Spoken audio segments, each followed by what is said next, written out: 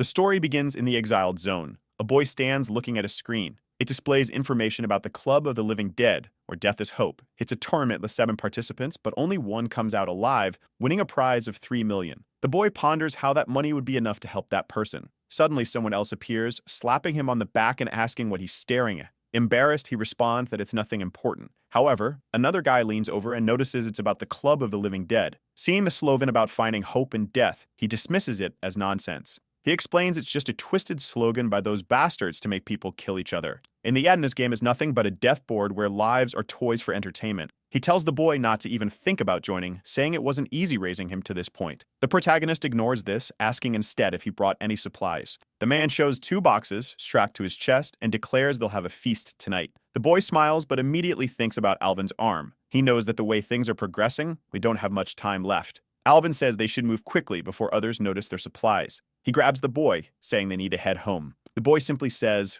"All right." Meanwhile, behind a truck, a man demands the return of the supplies, but he's struck in the face with a hammer. Told you won't need food because he has no teeth to eat it with. The attacker speeds off in a vehicle, shouting that he has to pay if he wants any. He throws another supply box into the car, writing about the day's successful haul. Nearby, 2 brothers are watching silently, realizing how dangerous that Rob has become. The older brother warns his sibling to hold back, but he ignores the advice. He tosses one of their supplies for the fallen man, telling him to take it, run home, and eat before someone else robs him. The man, grateful, limps away and murmuring thanks for finally having food. In the exiled zones, people constantly fight for food. Those unable to defend themselves simply await death. Alvin turns back, urging them to leave quickly. But as the man enters a building, 2 others are already waiting for him. They comment on how he finally managed to get food and corner him. Humanity, kindness, and trust mean nothing in the sin zone. The boy asks Alvin why he gave away their food. Alvin replies that there's still half left for them, so it's fine. Later, the children reach the place the gods forgot. The boy tells Alvin that once he gets a new arm, he'll finally be able to work in the jurisdiction and live an honest life. The only downside is they'll have far less time to spend together. That's when he notices Alvin has already fallen asleep. The boy covers him with a blanket and gazes at the prosthetic arm. He vividly remembers the day it happened. Alvin had suggested they go together, but the boy had insisted he easily grab the supplies in return. He asked Alvin to wait while he headed toward the commotion. Alvin stayed behind, watching until a hand appeared from the shadows. He was taken away. When a protagonist returned, his brother was nowhere to be found. That's when he heard tuning cracking sounds. He cautiously entered the alley, calling for Alvin. He dropped the supply box when he saw the scene. Alvin was writing an agony bidding shouting for help. The boy saw a man feasting and even offering him a piece. Enraged, the boy lost control. Now he blames himself for leaving Alvin alone that day. He pauses, lost in thought. Time is running out, and he begs Alvin to hold on a bit longer. Getting a new arm for him is a debt he must repay. He leaves home, promising to return before dawn. The countdown begins, 10 seconds. Someone lunges at the protagonist with a punch. He declares they'll get the damn 3 million. The Celestial City is ruled by the Rings of Power. Beyond the Celestial region lies the Jurisdiction Zone, and beyond that, the Exiled Zone. All children are tested at the age of 8 to determine their supernatural abilities. Based on their power, a collar is placed around their neck. This collar, called a ring, classifies their power into 5 levels and colors. Gold rings indicate special grade powers. Advanced levels wear silver rings. Those of average or below average ability receive bronze or gray rings. At the bottom are those without talent, marked by a black ring. At a bus entrance, a man remarks that the protagonist's body isn't bad and orders him inside. Once there, the protagonist is analyzed. Strangely, the system seems to malfunction. The men find this odd, and the protagonist explains it always happens when he collects supplies, but has never been a problem. One man asks if this will cause trouble. Another wearing a cap, so they must run the scan again before letting him enter the jurisdiction. They test him once more. Meanwhile, some men are complaining, telling him to hurry up and stop holding everyone back. They call him useless, saying he should realize people are waiting behind him. One guy slaps him on the ear, asking if he's deaf. A group nearby is just watching, but the protagonist glances back silently, without saying a word. Angrily, the guy asks what kind of look that was. Turning to the men, the protagonist calmly tells them to scan him again. He really needs to participate in this.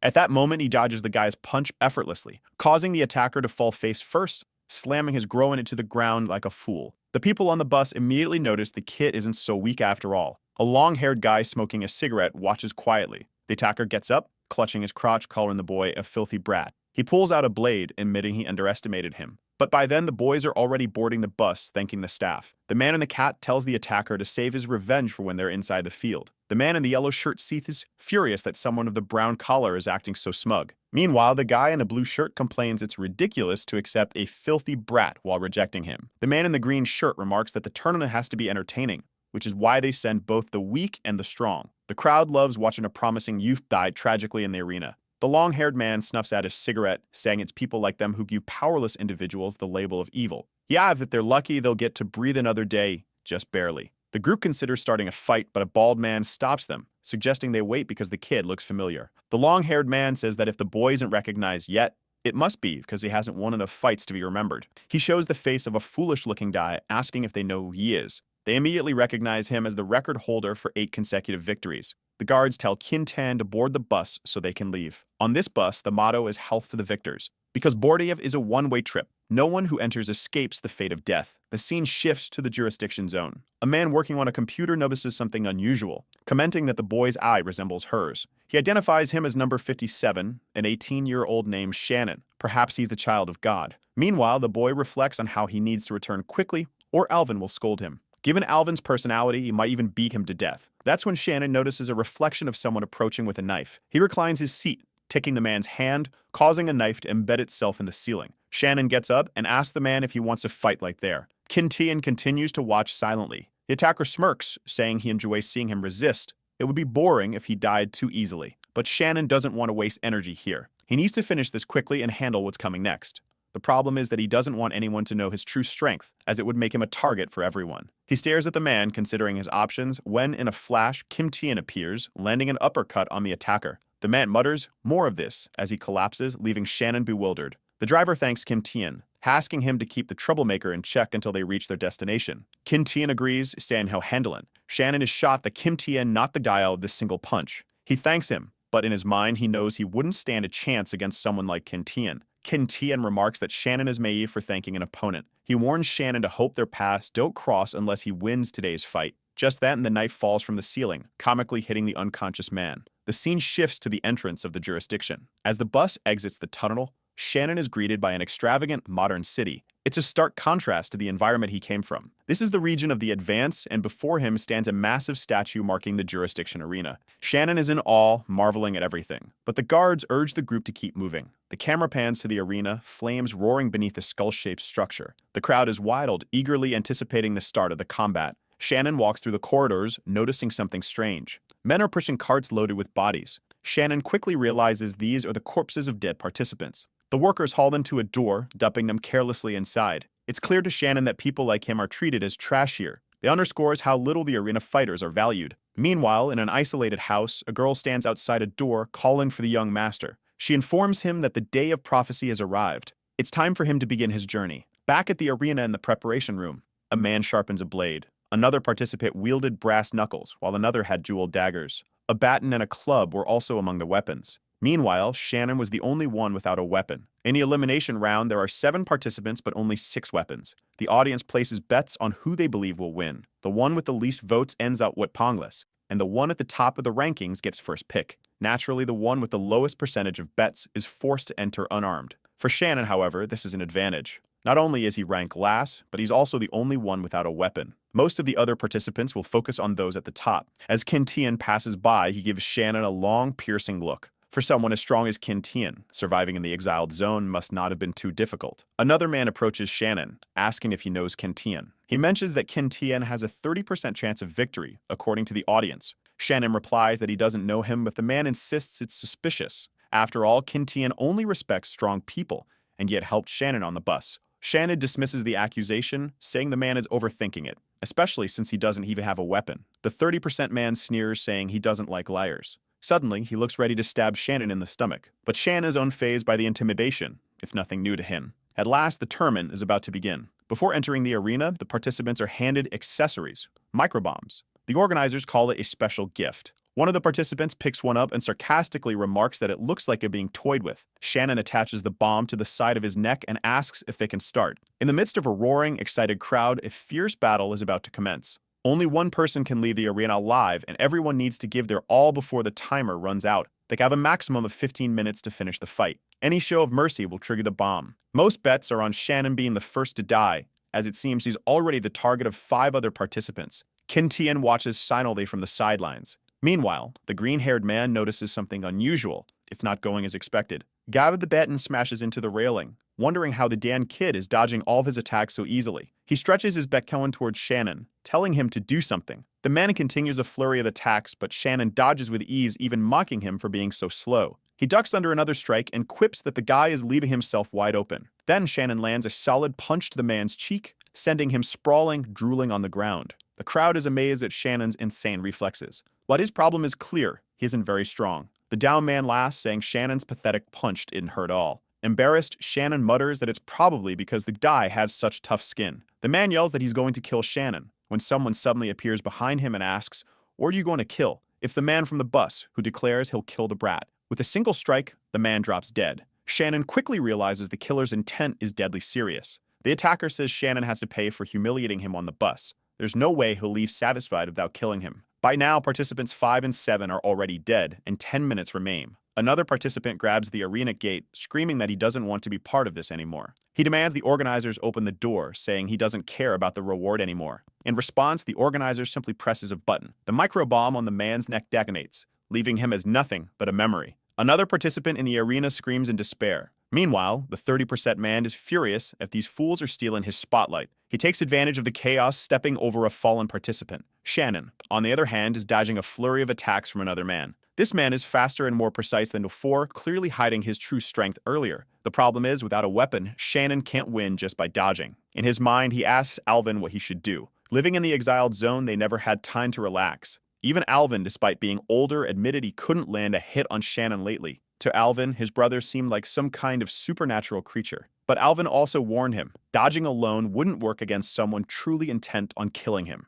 Attacking was the key to victory, and they needed to training it harder. In a flashback, Shannon remembers jumping to avoid a sparring strike. Over time, however, he noticed something strange about his body. No matter how much he trained, he didn't seem to get any stronger. Alvin pointed out that while Shannon's dodging improved significantly, his physical strength remained stagnant. At least Alvin joked Shannon could outlast enemies by dodging until they grew old and died. To Shannon, it was all bizarre. He had no idea why. Alvin once asked if his lack of progress had something to do with that woman he always dreamed about, the one with the divine ring around her neck. Shannon dismissed the idea as impossible. How could someone like him have any connection to a divine ring? Alvin told him to forget about it, saying he should at least be happy he could always run away and survive. The problem was that because of his weakness, Shannon always had to hide behind his brother, who only had one arm. He hated being so weak and helpless. He just wanted to grow stronger, refusing to accept this destiny. Finally, Shannon decided enough was enough. It was time to stop being a coward and take action. He dashed toward his opponent, who taunted him to come at full force.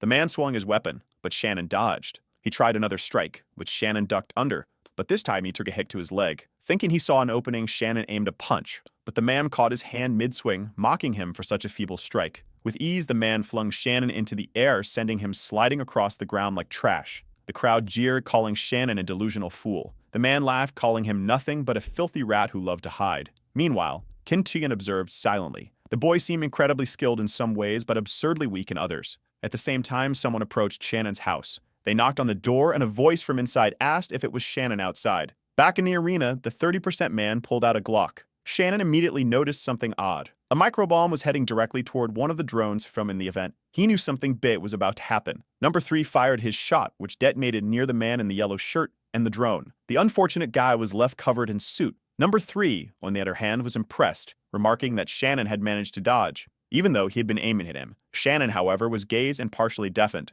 Yellow shirt lunged at number 3, punching the gun out of his hand. The pistol skidded across the floor, landing nearby. As the two fought, the gun lay just within reach. Number 3 was on the verge of turning the tables, overpowering Yellow Shirt, who screamed at Shannon to grab the gun and kill number 3. But Shannon didn't seem eager to comply. Yellow Shirt shouted that if Shannon killed this guy, he'd win the $3 million and walk out alive. However, number 3 delivered a devastating blow, leaving Yellow Shirt writhing in agony. The final boss stood up, complaining about the chaos in the arena, but announced it was time to move on to the next match. At that moment, a gunshot echoed. It wasn't Shannon who had fired. It was another contestant. This man picked up the gun, claiming the $3 million as his prize. With that, the last 2 contestants fell to the ground, lifeless. The arena was nearly cleared. Outside, someone watched everything unfold on a screen. They muttered that Shannon couldn't be allowed to die like this. Suddenly, an electric surge coursed through the sea. Lights and screens flickered and died. Within moments, the entire arena was plunged into darkness. The perpetrator, a maniac with some peculiar motive. On the ground, Shannon muttered that he wouldn't let the man take the 3 million. The man scoffed, asking how Shannon planned to stop him without a weapon. Then the gun fired. For Shannon, time seemed to slow. He could feel the bullet approaching, the warm breeze carrying a metallic scent of blood. In a display of inhuman reflexes, Shannon dodged the bullet, muttering that it was too slow. He counted his attacker, asking how someone could miss from such close range. The man, stunned, declared it impossible for someone with a black ring around their neck to dodge a bullet. He accused Shannon of hiding his true power. Shannon, on the verge of collapse, struggled to stay conscious. The man snapped, yelling for Shannon to die, and lunged at him with a blade. But for someone who had just dodged a bullet, the blade was laughably slow. While Shannon's strikes were powerful, his opponent wasn't particularly formidable either. If Shannon could stay fast enough, he might turn the tide of the fight. He lunged, aiming for the man's neck, but hesitated before landing the final blow. An overwhelming, terrifying energy suddenly demanded his attention. There were still 4 seconds on the clock. Kim Tien, watching from the sidelines, was puzzled by what the pink-haired boy was thinking. Suddenly, the blackout reached the arena. It was clear that this wasn't normal. Someone was approaching,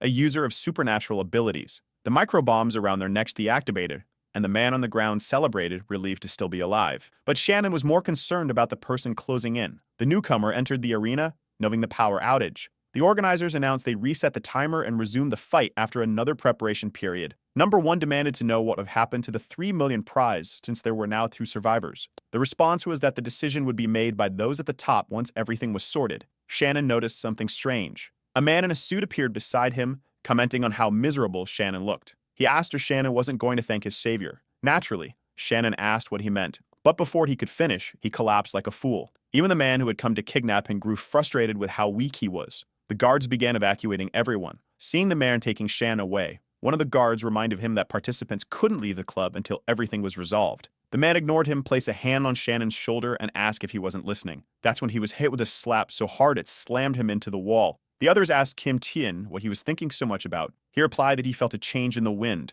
"That boy seems important," he said. "I hope to be him again." Outside, a luxury car was parked. Some petty criminals nearby were murmuring about how it would be a good idea to steal it. Inside the car, the man who had abducted Shannon was growing impatient, wondering how long the boy had planned to stay asleep. Suddenly, a surge of electricity ran through the car, and poor Shannon woke up completely fried. He had no idea what happened back at the club. Immediately, he asked who the man was and why he was there. In that same moment, he felt it, a chilling sensation for his body. He realized the man before him was a user of supernatural abilities. Even from this distance, the presence of the man sent shivers down his spine. The man calmly asked, "Aren't you going to thank your savior?" Meanwhile, Shannon's mind raced. Why had this supernatural user saved him? After seeing firsthand the grim fate of those with a black ring, he couldn't understand it. Despite his curiosity and doubts, he decided it was better not to get involved with this person. The man suddenly introduced himself as Liu Chuan. Shannon froze, startled. The Liu family was the 3rd most powerful of all. If that were true, then the ring on his neck. Liu Chuan revealed it, a golden ring. He warned Shannon not to think about escaping, as his life was now Liu's responsibility. Then Liu Chuan called him Child of the Divine.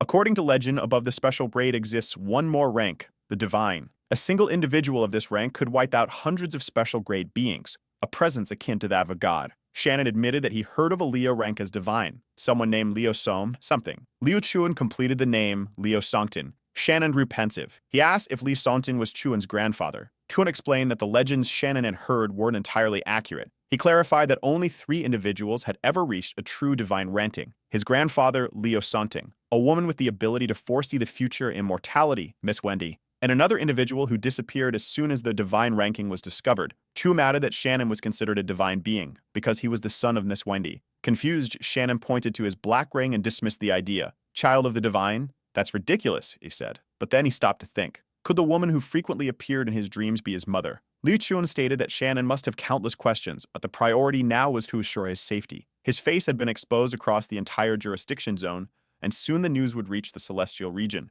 It wouldn't take long before those who wanted him dead began to arrive. A new war was on the horizon. With that, they left the city. Liu Chuan wondered why it was so hard for Shannon to accept this reality. He then asked why Shannon had chosen to participate in that fight, since he should clearly have some understanding of his own strength. Shannon simply replied, "I needed the money." Chuan was confused, but Shannon told him to stop the car for a moment. They were parked right in front of a repair shop. Chuan asked sarcastically, "Do I look like I'm made of money?" Shannon merely pointed out that Chuan had said he would take responsibility for pulling him out of that place. Chuan turned to the mechanic and instructed him to deliver the best they had. Shannon explained that he had a friend in the isolated region named Alvin. He was from a higher rank and could have left the area long ago, But Alvin chose to stay in the exiled zone because of Shannon. That's why Shannon wanted to buy him a new arm, so Alvin could legally work in the jurisdiction zone. Chuan silently observed, thinking the boy had no idea how many lives would be affected. Because of his participation in the tournament, he warned Shannon that anyone who interacted with him now would become a target. If Shannon cared about his friend, it was better to stay away.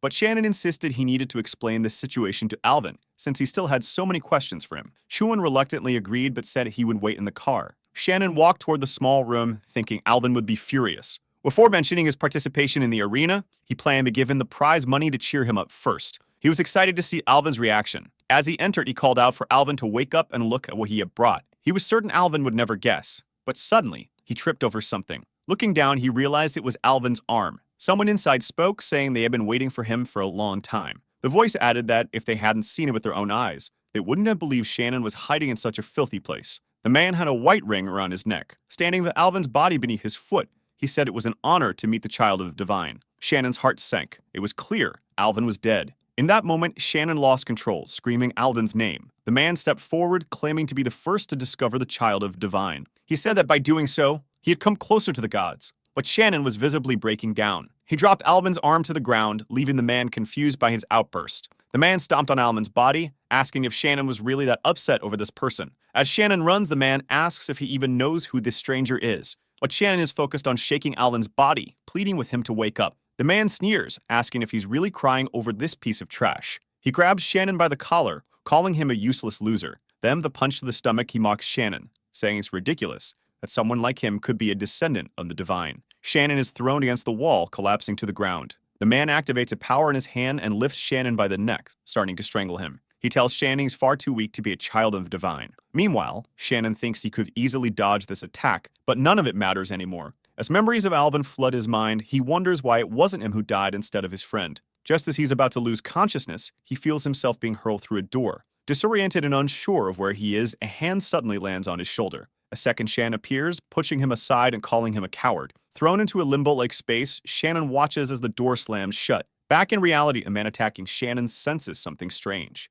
In an instant, Shannon grabs the man's arm and flings him against the wall with immense force. As the man hits the ground, Shannon closes the distance with terrifying speed. The quick twist of Shannon's movements leaves the man's arm grotesquely contorted. Standing over him, Shannon glares as the man pleads for mercy. He has no idea what's happening or why the boy's aura feels entirely different now. The man, still on the ground, begins muttering nonsense, then lunges at Shannon, screaming for him to go to hell. But the man's hand stops just before Shannon's face. Confused, he realizes his arm isn't responding anymore. Shannon is using telekinesis. Gripping the man's neck, Shannon slams him into the wall again, causing cracks to form. Using telekinesis, Shannon hurls furniture at him. The man scrambles to protect himself, but Shannon redirects the objects, forcing him to flee. Realizing his mistake and underestimating the boy because of the black ring, the man spots the door, a potential escape. He knows telekinesis has a limited range. If he can widen the distance, Shannon won't be able to reach him. But just as he nears the exit, Liu Chun steps into his path, asking if the man really thinks he can just walk away from a place like this.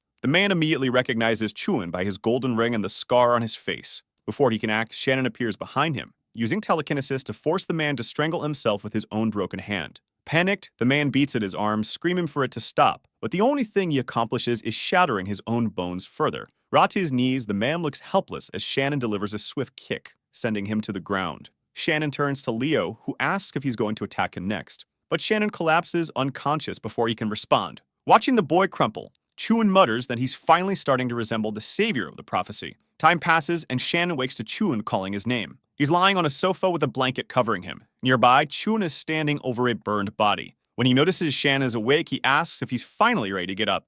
Shannon stands and walks over to a bed where Alvin lies, pulling the blanket back to reveal his friend's lifeless body. Falling to the ground, Shannon hugs Alvin tightly, breaking down into sobs. Chuan watches in silence. Shannon eventually rises, carrying Alvin's body outside to bury him. He digs the grave, lays Alvin to rest, and covers the site with earth, placing a cross to mark the spot. For a long time, Shannon remains by the grave, saying nothing. Suddenly, he hears a voice asking how long he plans to sit there with such a sad look. Looking up, he sees Alvin smiling at him. Alvin places a comforting hand on Shannon's head before disappearing. Shannon stays there, crying a while longer. Hours later, he taps on the car window. When Chuan sees his eyes, he immediately realizes the boy has been crying. As Shannon gets to him, he quietly tells Chuan that Alvin died because of his identity. Chuan doesn't offer any words of comfort. Instead, he affirms the truth. Yes, Alvin died because of Shannon's destiny. But he explains destiny isn't something one can always choose. Now isn't the time to wallow in grief. It's the time to move forward. This kind of loss will happen again, Chun warns. If Shannon wants to prevent it, he must become stronger.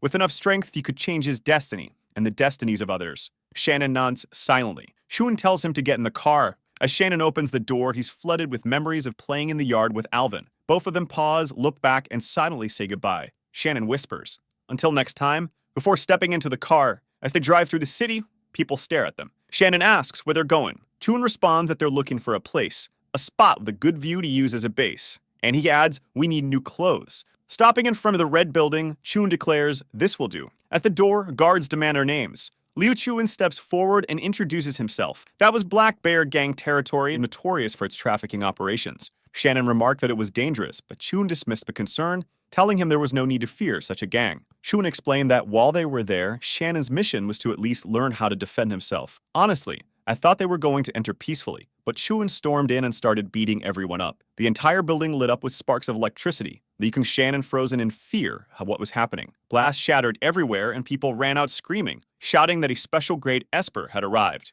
Shannon shielded his face until Chun appeared, telling him to hurry upstairs. The place emptied out and Shannon muttered a quiet, "all right," as he followed. Around some shipping containers, members of the Black Bear Gang were talking. The sudden appearance of a special-grade Esper in her territory meant something big was about to happen, especially since he was accompanied by a boy with a black ring. One man with white hair suggested they consult their boss about it. The scene shifted to the jurisdiction area near the fighting club. From an armored vehicle, a girl stepped out. Walking past, they stopped at a man pinned to a wall. The girl placed her hand on his head and used an ability. A golden light shone, and the standing man asked if she could see who had attacked him.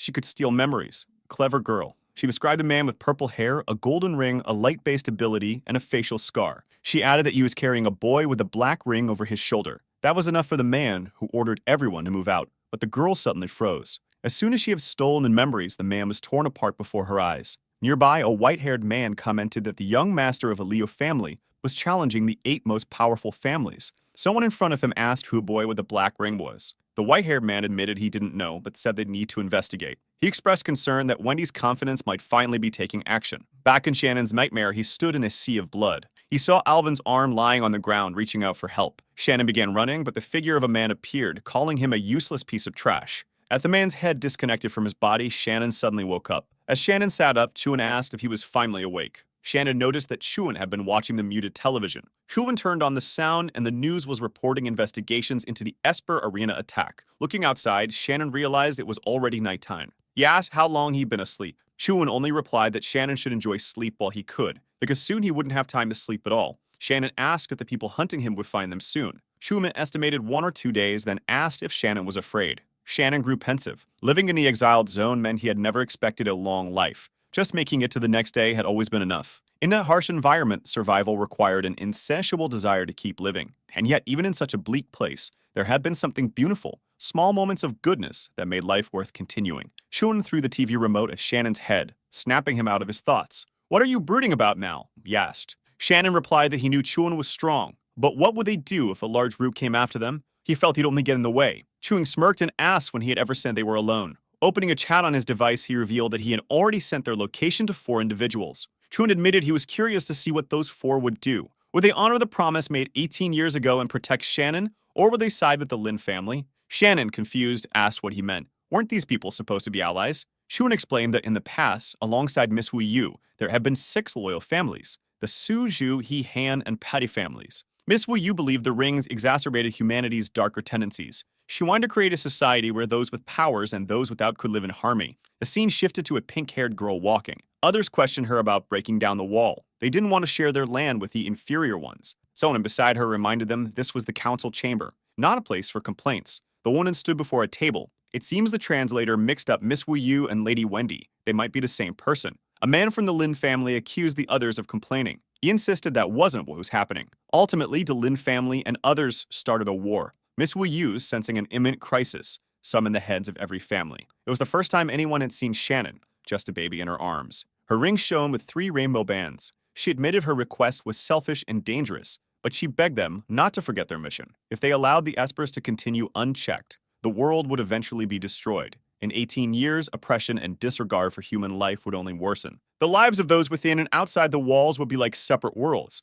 She warned that this would be the result of letting espers use their powers without limits. Miss Wu Yu gave them a choice, to pass down a promise to their descendants, to protect this child when the war resumed. The boy would fall into a deep sleep, she assured them. But the moment he awoke, he would be the one chosen to restore order to society. Where they lost the initial battle, the espers' control over those with weaker powers only grew stronger. Miss Wu Yu was captured by the Lin family. A revolution erupted in the Celestial City, and the ranking of the 8 major families was reshuffled. The Lin family segregated all the families that had supported Wu Yu. For the next 18 years, her supporters pretended not to know each other, avoiding all contact to keep the Lin family from discovering their intentions. Now, with so much time passed, no one knew who would still be loyal and who would show up to honor the agreement. Chuan, however, was confident. He said it didn't matter how many came, he could handle everything alone. Suddenly, Shannon said he must be a disappointment. Chuan agreed, saying he had been curious to see the child of prophecy. But in the end, Shannon was too ordinary, a real disappointment. Even so, Chuan admitted he didn't regret coming.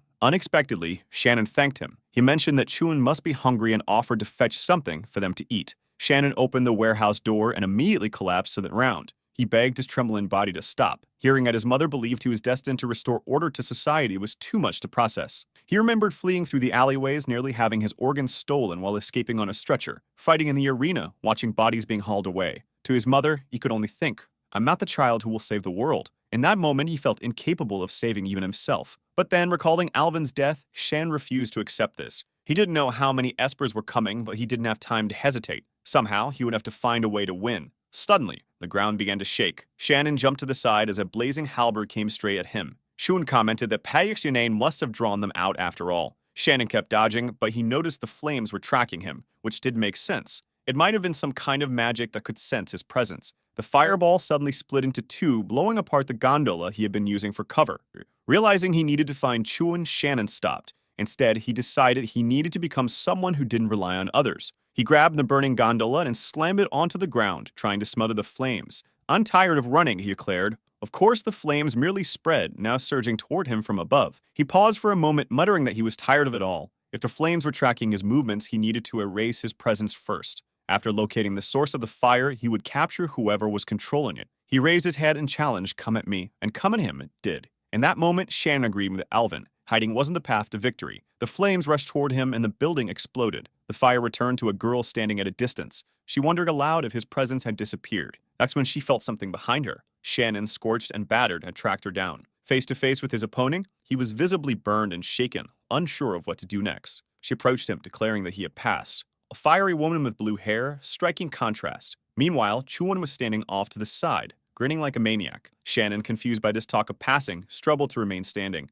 Despite being recognized, he refused to collapse in front of her. Schumann suddenly appeared, grabbed him by the collar, and as Shannon tried to resist, he was struck on the back of the neck. He passed out immediately, and Chuan told a woman they needed to talk. Shannon lay unconscious on a sofa. The woman asked Chuan what was so special about Shannon's senses. At best, she noted the boy had slightly enhanced reflexes. As the son of Miss Wu Yu, she had expected an incredible ability, but with one as mediocre as his, she suggested everyone might as well go home. Chuan thought to himself that her sharp tongue was as annoying as ever, but aloud he said that considering how Shannon handled the ambush, he didn't think the boy had done too poorly. Shannon had managed to erase his presence in the middle of an explosion and locate her remarkably quickly. She dismissed his defense, saying it was only possible because she had gone easy on him. She asked if something significant had happened. Wondering why Chuan valued the boy so highly, Chuan recalled Shannon's earlier attack on an opponent. He admitted something interesting had occurred, but downplayed it. This left the woman confused. She remarked that it had been 16 years since they last met.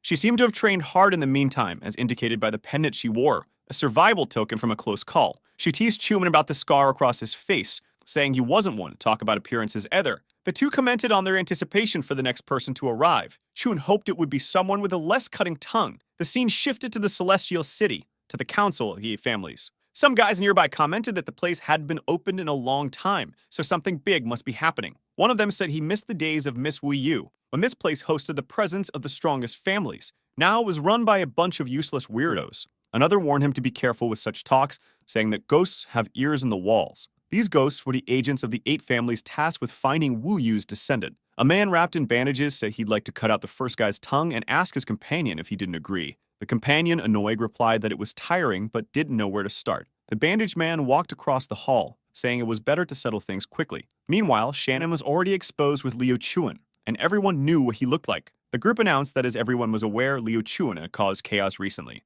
The issue was that in terms of raw power, Liu Chuan was close to the divine rank, making him difficult to challenge. One of them suggested it might be the perfect time to test some hybrids. Another sinisterly mentioned being eager to taste the flesh of a divine child. However, one pointed out that the problem wasn't just Liu Chuan. Apparently, a girl had joined him. The leader dismissed the concern, saying that if she interfered, they'd simply kill her. Someone else asked about the other 3 families loyal to Wu Yu. The leader explained that the master swordsman of the Su family had disappeared 10 years ago, leaving no heirs. Han Shu, the only known relative of the Su family, was bedridden and lacked exceptional talent, making him incapable of fighting. Zhou Exi, who had fought in the Zhao family battle, had been sent to a monastery and severed ties with his family, though he remained a potential threat. They decided to send a warning to the Zhao family. If they interfered with Liu Chuan, they would be annihilated. The group dispersed. One of them noticed a bird flying overhead. The bird flew to an oriental-style city, landing by a waterfall where Zhao Exi was meditating. The bird delivered a message directly into his ear.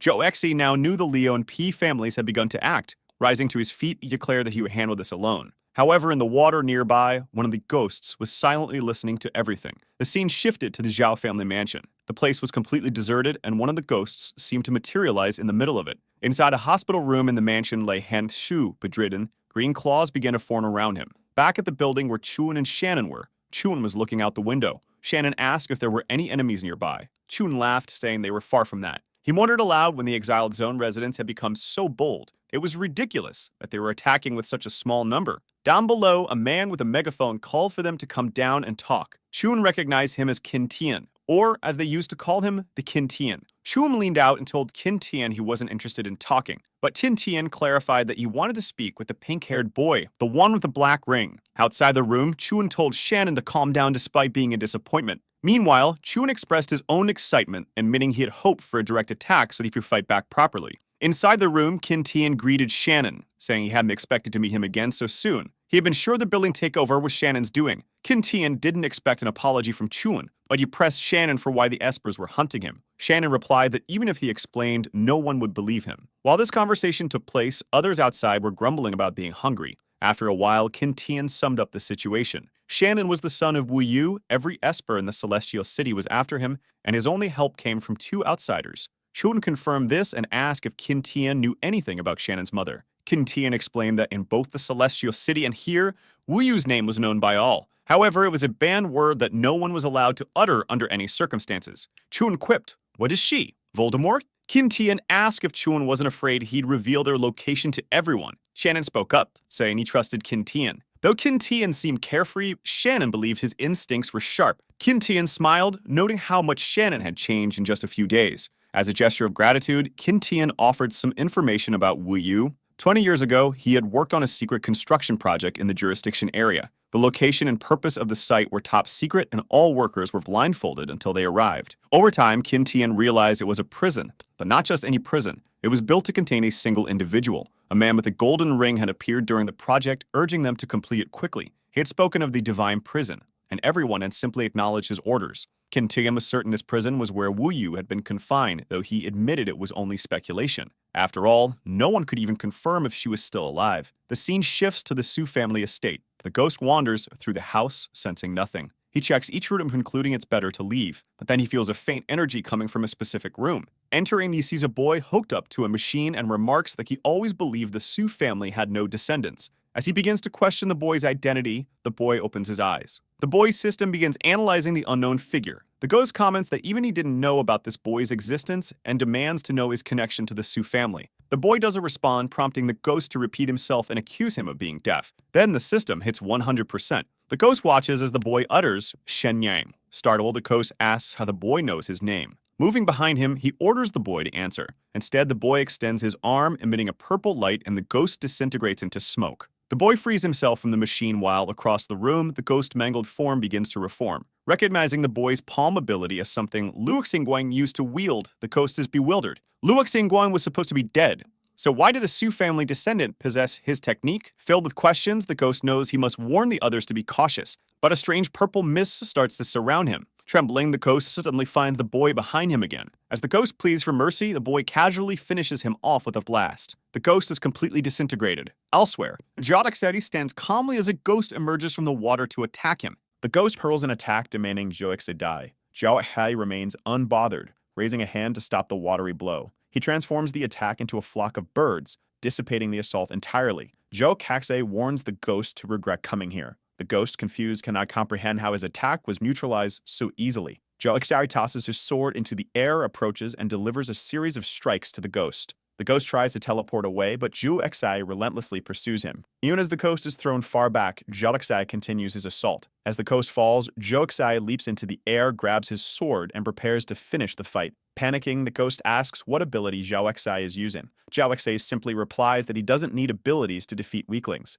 The scene shifts to a large Buddha statue. A group of monks kneels before it, praying. A message echoes.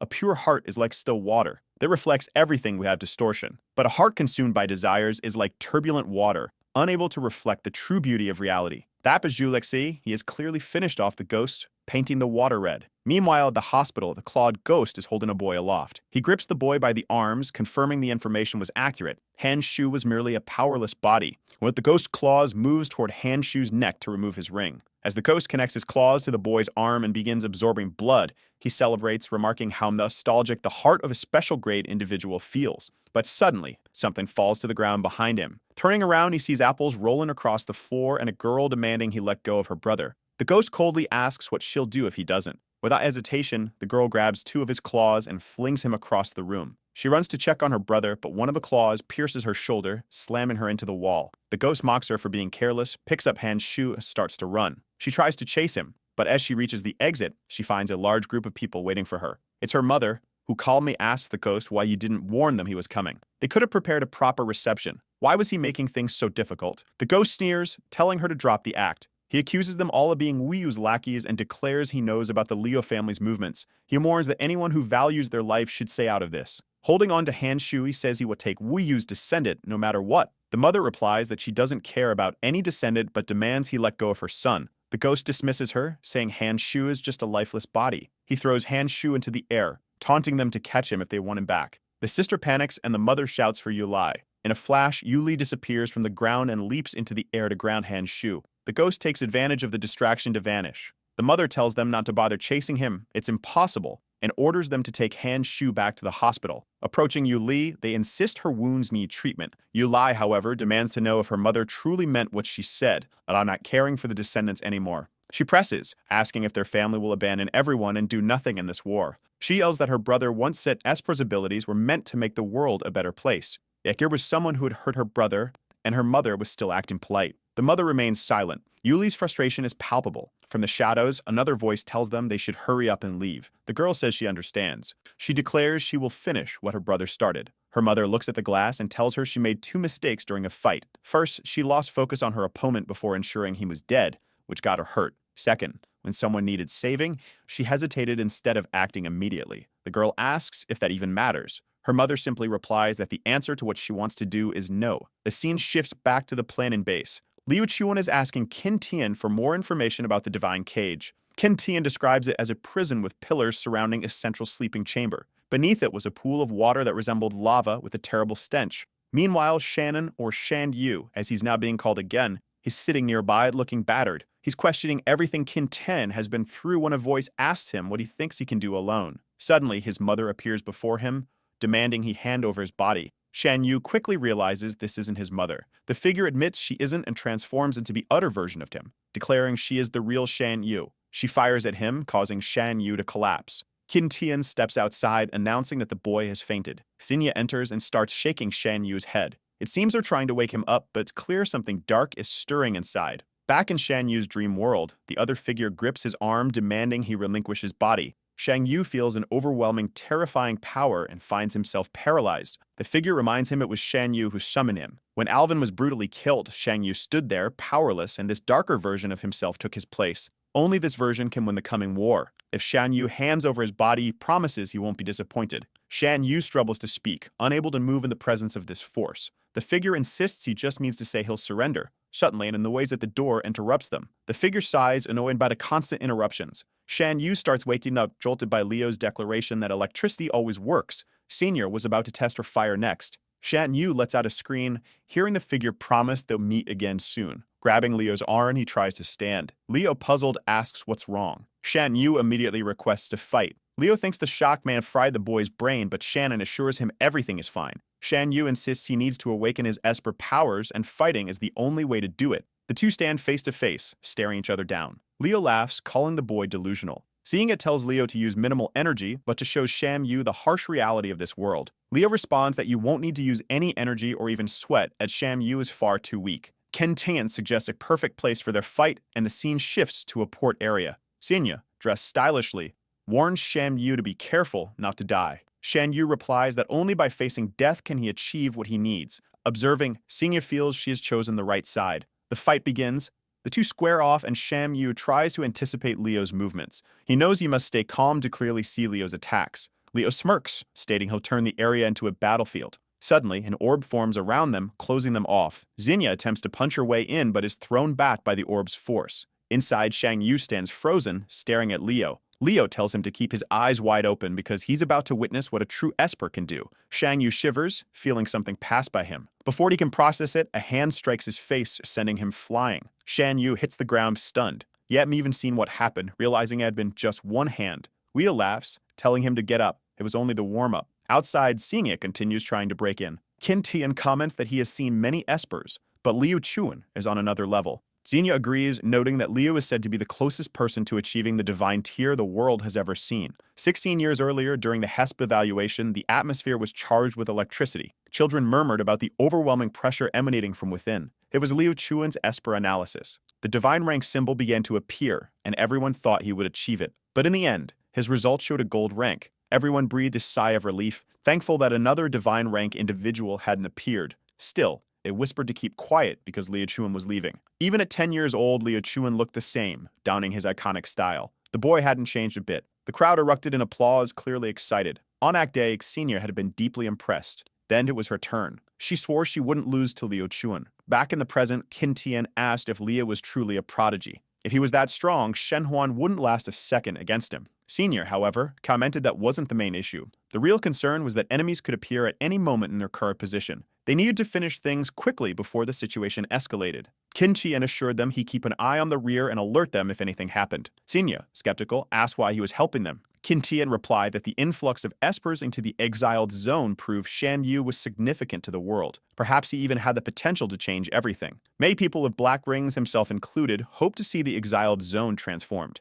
Still, he admitted it was a bit crazy to place all their hopes on a single child. Lying on the ground, Shang Yu sadly thanked God that Liu Chuan wasn't his enemy. In his mind, the other voice continued, urging him to give up his body and let it take over. The shadowy version of himself appeared again, ready to torment him further. The shadow mocked Shan Yu, claiming it knew his deepest thoughts. Surely he was tired of being powerless, a beam of nobody. He wanted to be as strong as Liu Chuan. If he begged, the shadow promised to grant him all the power he desired. They added that Sham Yu should accept quickly, as he already knew what would happen if the Espers captured him, a fate worse than death. He'd be imprisoned, just like his mother. Wrapping his arms around Sham Yu, the shadow whispered that he should let go of himself and surrender. It promised to destroy every last Esper. This talk of annihilating all Espers intrigued Sham Yu, but he pushed back, declaring that this shadow wasn't him and reminding it that he knew what had been said. The scene cut to a group of people gathered around a bonfire. They appeared to be from a religious faction that were armed with heavy weaponry. Nearby, Alvin sat on a crate, observing the Shang Yu beside him. One of the men approached and offered them food, telling them not to worry. They could eat as much as they wanted. When he joined the faction in the future, they'd repay a kindness. Alvin, overjoyed, thanked him. Shang Yu hesitated, asking if they should stay there. Alvin firmly said no. Shang Yu asked why, as the people seemed friendly. Alvin explained that the screams outside this place never stopped. While some feasted, others were left outside, pleading for entry. These people, Alvin said, are worse than the ones out there. If we stay, we'll end up just like them. That's worse than dying. Shan Yu commented that the world was a mess because of the Espers. Alvin jokingly called him a floating bread and reminded him that he was also an amazing Esper. Looking up the sky, Alvin wondered aloud if a parallel world existed, one without Espers. Would there still be bad people there? He mused. If only he had lived long enough, he might have found out the unfortunate truth. He dreamed of a place where not only the powerful had rights. Alvin stole a piece of bread from Shang Yu, telling him to hurry up and eat. Shang Yu protested, saying he was saving it for later. Alvin urged him to finish it quickly so they could return to the real world. Back in the present, Shang Yu told his shadow he wouldn't let it take his body. The interaction shattered, leaving Leo wondering what was happening to the boy on the ground. Shang Yu stood up, calling out to Leo and declaring it wasn't over yet. Leo grinned, excited that things were finally getting interesting. The scene shifted to the jurisdiction area. People remarked that the exiled zone was becoming like the old days again. A group of suspicious individuals was preparing to cause chaos in the city. The door began to open slowly, the people inside complaining about how long it was taking. Their mission was to intercept two specific people. Nearby guards were confused, noting that they'd never heard of prisoners with black rings coming from this place. One guard was about to speak when a girl suddenly disappeared, reappearing with a blade at his throat. She taunted him, asking if he thought she didn't know where he was looking. Activating something in her eye, the guard's visor began to glow before exploding in his face. Another guard raised his weapon, but she dared him to try. His gun malfunctioned as she calmly taunted him. Just then, someone called out, telling her that was enough. A blonde man appeared, reminding her that their mission was to stop a special rank individual from reaching the exiled zone. Another man, his face wrapped in bandages, remarked that they were the first line of defense. The group left to complete their task, while others returned to their base. Back in the city, a train passed through the jurisdiction area. Joe Exe was leaping between rooftops, heading somewhere with precision. Inside the base, a scientist was busy working. Jock Faxe stops beneath a towering structure and begins unsheathing his sword. Nearby, a man crouches on the ground, muttering that only an idiot would face a special-grade individual head-on. His plan was simple: delay Joe Exe just enough to avoid getting into serious trouble. The man draws a figure on the ground surrounded by intricate symbols and declares that everything is ready. Suddenly, the symbols glow and the building seems to dissolve into chaos. Joe Exe immediately senses something emanating from the ground beneath him. Elsewhere in the scientist's lab, everything begins to shake. One of the scientists asks if it's an earthquake, but another runs past, shouting that it's impossible. Something else is happening. The building appears to be moving. Throughout the city, structures shift, groaning and grinding against each other as they come alive. Joksai looks around searching for a path, but it's clear he's trapped. The building's close in on him, and he realizes he might have walked into a trap. Kneeling briefly on the ground, Joksai mutters that he doesn't have time for games. Then he leaps, scaling one of the buildings with impressive agility. The boy who drew the symbols slashes at the air, causing one of the buildings to shift violently. Joe Exe narrowly avoids being crushed, sliding back down to find another route. But no matter where he moves, buildings keep slamming into his path. It's as if he's fighting against the entire city. Frustrated and increasingly impatient, Joe Exe realizes he's back to square one, no closer to an escape. Meanwhile, in the skies above, another figure is flying, seemingly struggling to stay airborne. The system alerts him that his leg is low on energy. It's none other than the Su family descendant. Below him, Xenia uses her magic and waves playfully, calling out for him to come down. With a smirk, she mockingly refers to him as Little Robot. Back in the dome, Xenia thanks someone over her communicator for the intel, then advises them to find a safe place to hide. She warns that if they return, they'll get dragged into the escalating conflict. Ending the call, she mutters how much she hates looking up to see people, obviously referring to her airborne enemies. Moments later, the rest of the group arrives, all aiming to capture Shan Yu. Xenia cracks her knuckles and smirks, asking aloud who will be the first to die. She then says maybe all want to come at once, especially since she doesn't care about that. The group comments that she's pretty mouthy, while Xenia is thinking that all she has to do is endure and wait for Shan Yu's Esper abilities to activate. Remember, Shan Yu is Shannon, right guys? She knows he'll probably awaken some kind of telekinesis, just like his mother. She knows exactly what kind of weakness these Espers have, and when the real fight begins, it'll be her and Leo against everyone. The group mentions that it's been a while since they've come to this area, and Iyun feels a bit nostalgic. Xenia observes that they are all black rings. Her father was right. Then we see a flashback from 14 years ago. She seems to be coming out of a training session with 98 victories and 2 losses. That's when she notices the lights are still on. She calls for her father and tells him to come in. While she's going to the fridge to grab some water, her father says she needs to balance her daytime and nighttime training better. She responds that the one who should go to bed early is her dad because he's already old and she doesn't want to lose him like that. He laughs and says his daughter really has a sharp tongue. She then takes a look at the papers on the table. One of them is about the Leo family. She lowers her gaze and asks where they could have hidden Miss Wu Yu.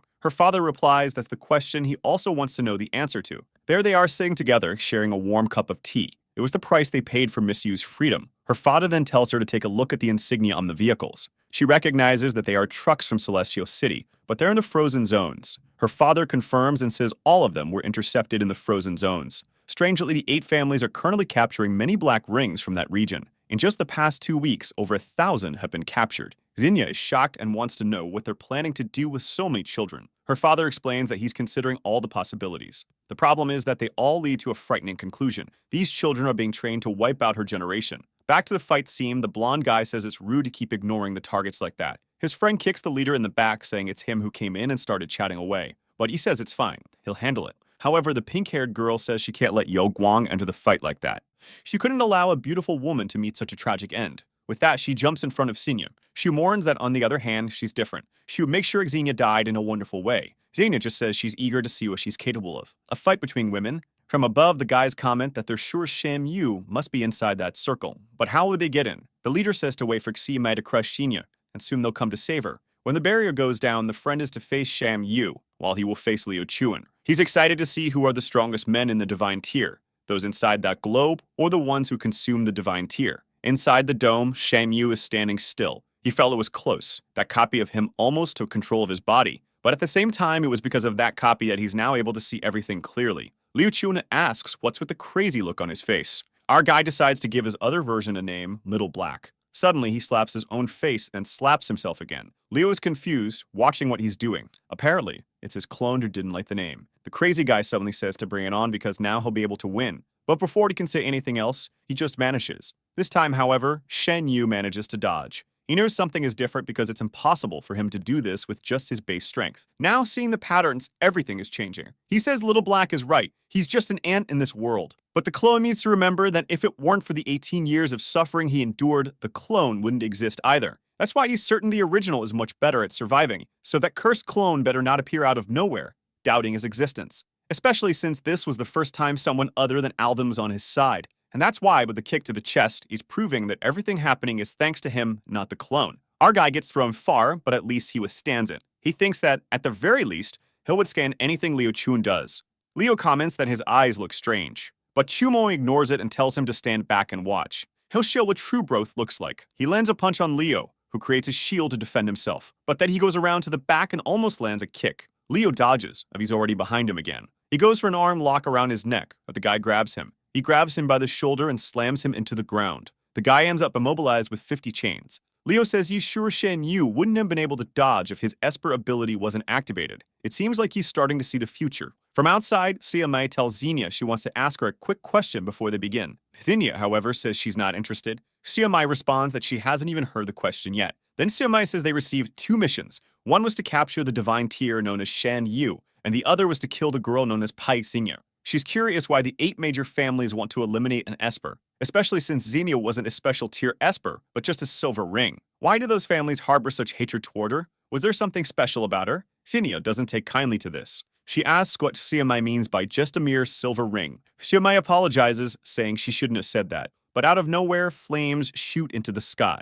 They pass by the girl, who starts sweating. She looks back and tells Xenia she had to ruin the mood. Xenia is confused, especially since she aimed the attack right at her head but missed. Xenia then lunges forward, saying it's time to end this. Xenia simply thinks she wants to see what these people are capable of as well. The one advances, dodging attacks, saying Xenia's aim means a lot of improvement. Xenia observes and blocks the first punch, but something seems to activate on Xia Mei's arm. The fight begins in earnest. Xenia manages to grab Xia Mei's arm, pulls her to the side, and tries to punch her, but Xia Mei dodges. Xia Mei attempts a kick, but Xenia blocks it with her forearm. However, the girl is flexible and ducks low, almost landing a kick herself, but has to retreat. The fireball comes from behind and she dodges again. Out of nowhere, Xia Mei grabs Xenia by the shoulder, saying she understands why Xenia might feel like an inferior being. Xenia goes for another attack, but Xia Mei dodges again. Suddenly, someone pulls out a gun.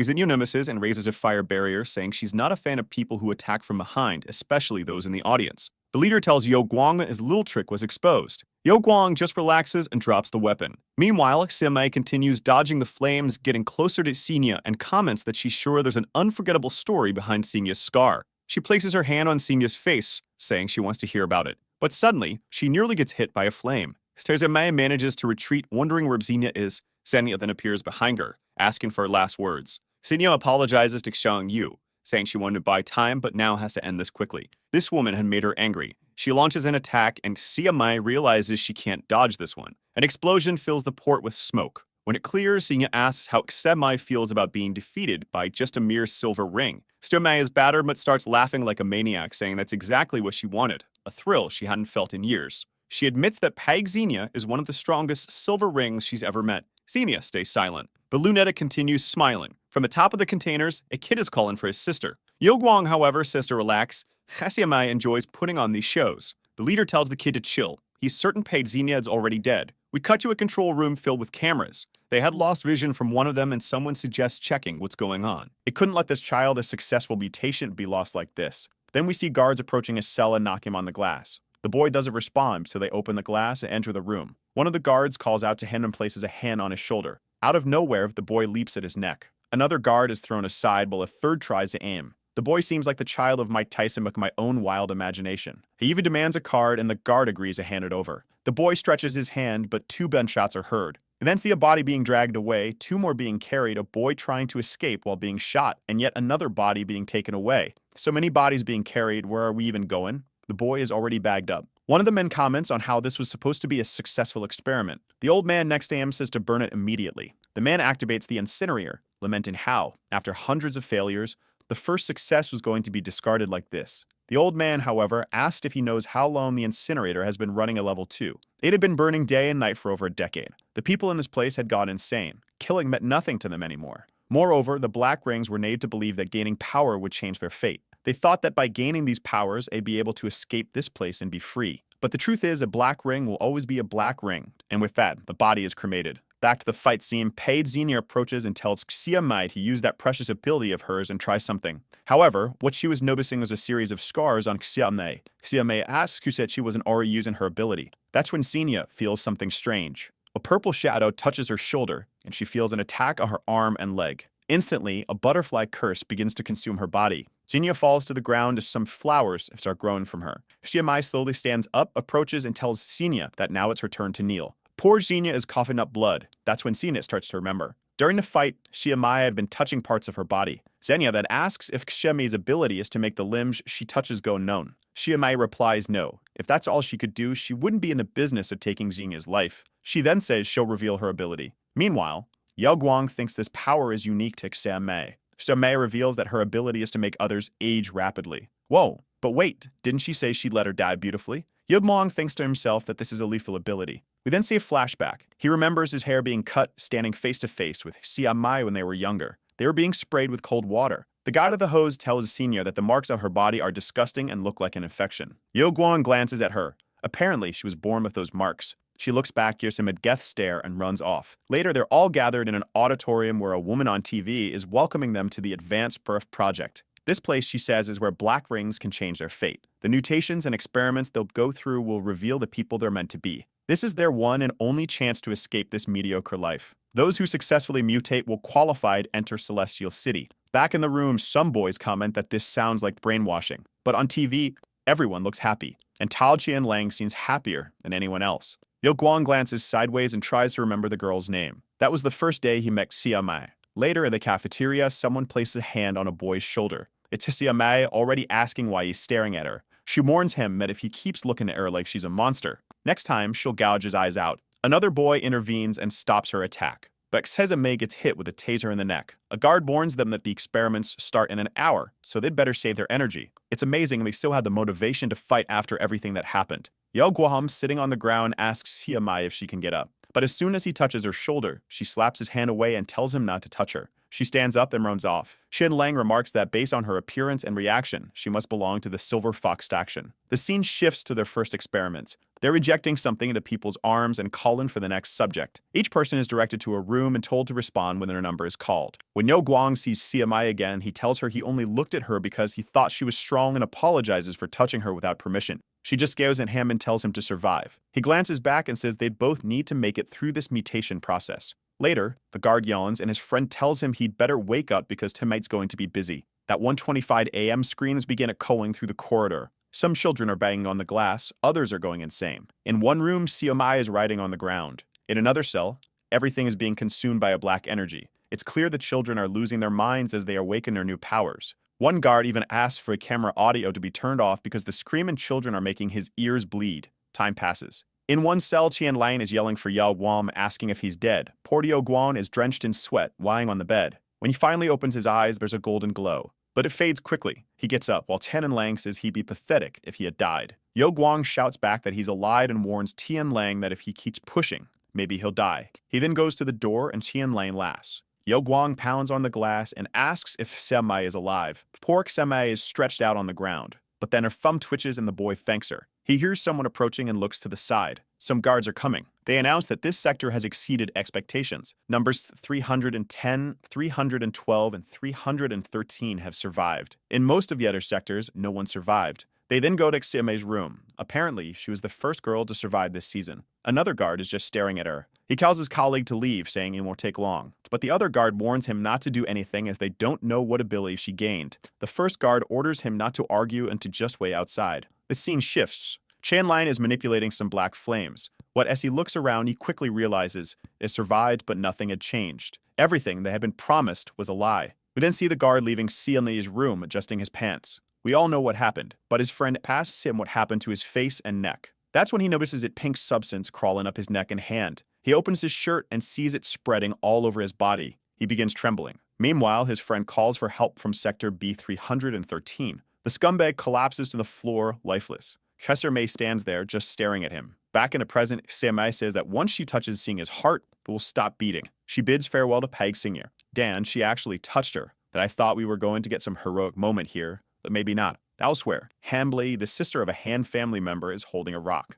She throws it at a camera, or rather, at a pillar that nearly collapses entirely. But then the camera turns toward her face. It asks her to enter the 6-digit garage access code, but she keeps entering the wrong password. She gives up, punches the door twice, and pulls the table. The problem is her shoulder still hurts a lot from that day. But now she doesn't have time to worry about that. She walks looking for a car, which is being washed by a camera. In one of the rooms, a woman from the Han family is freaking out, saying the young miss has lost her mind. She's only stolen a phone and is about to steal a car. Apparently, she's heading for the Eswell zone. She asks her mother if that isn't too dangerous and says they should stop the girl now. The mother tells her to relax since the girl doesn't have access to the vehicles. The woman relaxes, remembering that the cars operate only with facial recognition. But she's startled to see her mother typing something rapidly before pressing enter. In the garage, Han Lai is trying to hotwire a car like in the movies. Suddenly, the vehicle next to her opens its doors and displays a message that has been transferred from Han Shu to Han Yulai. She gets in the car, which confirms she's under 18. This activates the autopilot, and the system prompts her to fasten her seatbelt. She checks the coordinates her brother received, but the system tells her the destination is already set.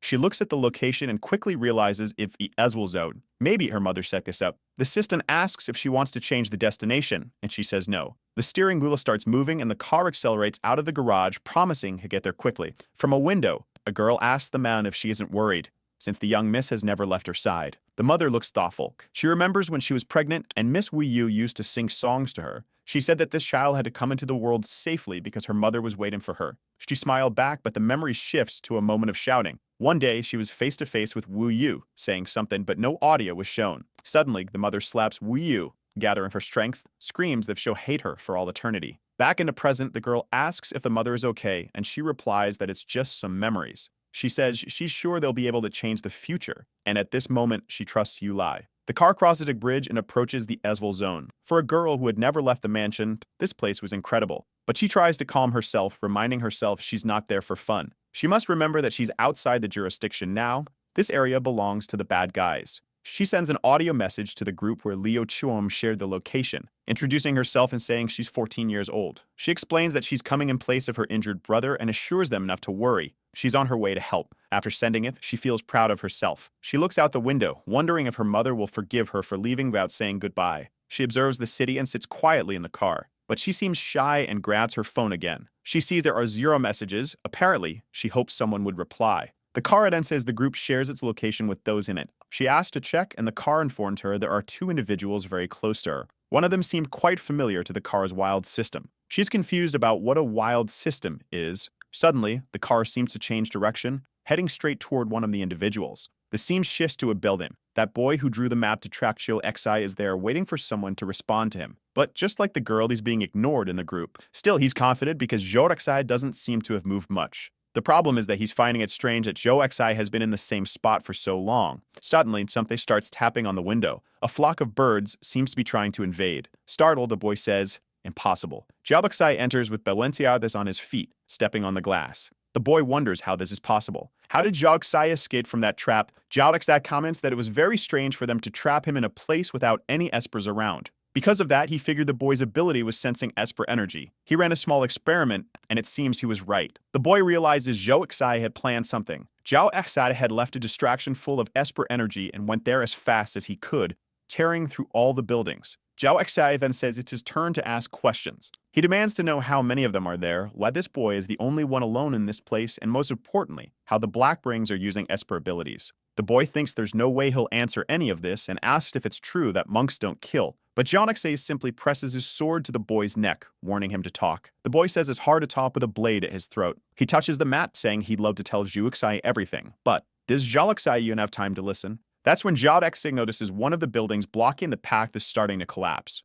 The boy sinks to the floor and asks if the monk will follow him for answers or leave to help the others. Zhao Xia stands there for a moment staring. Then he walks to the window and says he's leaving. In the next scene, Zhao Xia is running, announcing that the plans have changed and he's heading to meet Taya. She's in the middle of a fight with the little robot, asking what's changed. Smiling, she assumes Zhao Xia must have failed and is now trying to run away. But she warns him not to come near as she's having too much fun. She asks the robot how long it thinks it can last. The poor thing is receiving a flood of activation failure messages. They really sent a girl who messes with digital devices to fight a robot Ginbei. The poor thing can't do anything. Meanwhile, Zhao Xia watches the chaos commanding the birds to take the Black Rings to safety. The entire city is in ruins. A green energy is rushing through the corridors. Some people crushed under pillars are starting to be rescued. It seems Zhao Xia is determined to save everyone. What a good guy. In one room, a group is trapped trying to open the door. One of them comments that it's impossible. Something on the other side is blocking them all in. People start panicking, falling to the floor, saying they don't want to die like this. Others try looking out the windows, but they're completely sealed as well. One person puts their ear to the door and asks if anyone else can hear that. It sounds like a flock of birds outside. Suddenly, the birds smash through the door, flooding into the room. The people inside are confused as the birds begin carrying them like sacks of trash. Everyone is rescued and taken to another location. Zhao Xia carries another person and asks someone nearby to take care of them. That's when someone on the ground asks where Chao Qi is. A woman insists he's still in the factory and needs to be saved. Another person says it's impossible. There's no way the boys survived and remained in the exiled zone. Right then, the building starts to collapse, and she assumes Chao Qi must have died. Zhao Xia approaches and asks where her son is exactly. The moment she says he's in the underground storage, Zhao Xi disappears. One of the birds grabs him by the back and he tells her everything will be fine. In the underground storage, behind a door, someone calls out asking if anyone is there. The area is starting to flood and a boy is on top of the table. He tries to stretch to reach the ceiling but can't get to it. After trying for a while, he finally grabs hold and is sure his mother is waiting for him. But then the ceiling collapses, he goes underwater. Kids, let's all learn to swim so we don't end up like this. His hand begins sinking and he's calling for help. Just as he's about to give up, the green energy enters the room and rescues him. Zhao Xia emerges from the rubble carrying the boy in his arms. The boy introduces himself as Chao Qi, and Zhao Xia reassures him that he's safe now. He tells Chao Qi to go to the open area where others are gathering as Zhao Xia has something to do. Zhao Xia ruffles the boy's hair and tells him he's very brave before vanishing again. Back on the bridge, a fierce battle is underway. The robot's system detects a malicious presence. It defends itself once more, preparing a primary objective. It seems its system is constantly rebooting. Kaya comments on how tough it is. The robot's primary objectives are revealed to be Xiao Yu and Miss Wu Yu. Kaya decides to bring out the American game, saying it's time to try this. The robot speaks, identifying itself as Suzanne, and advises Taya to run, saying this is her final warning. She asks what happens if she refuses. He responds that, except for Xiao Yu and Miss Wu Yu, all other espers will be authorized for elimination. He then commands her to explode. But a message pops up stating his hand's energy has been cut off. He tries to activate levitation, mist, repaired functions, and movement, but all fail. He attempts to analyze Taya's abilities, but she's smiling mockingly at him. She aims at the robot, saying it's useless because she's his worst nightmare. The system warns him that he's about to become immobile. Taya fires and bids farewell to the little robot. The system decides to shut down in 3, 2, 1, but the robot manages to catch the bullet. He drops the projectile as smoke begins to pour from his body. CMI remarks that this was expected. The Su family's secret weapon, a manufacture prodigy. She walks away saying Master Su wouldn't mind if she took a few pieces for study. But suddenly, she grabs his back and comments with the guy wouldn't care because he's already dead. Then someone behind her commands the wild system to open the door. Tia turns around confused. Clearly, someone is approaching, pulling off a dramatic drift. Hamley apologizes for making the robot wait. The young girl arrives in style, but the scene cuts back to Liu Chuan's fight. Liu tells Shan Yu that he knows he wouldn't have been able to dodge without his abilities activated. He asks if Shang Yu is now able to see the future. Suddenly, Shang Yu's expression changes. Leo, confused, immobilizes him. At that moment, Shang Yu is terrified, having a premonition that Liu Chuan will die. He sees the entire place exploding in himself, screaming Leo's name. Shang Yu urgently warns Leo not to leave. Unconcerned, Leo simply asks what Shan Yu saw in the future. Shan Yu tells him he'll die. There's no way he'll survive this place. Liu Chuan lightly slaps his head, saying that it seems his ability didn't actually activate.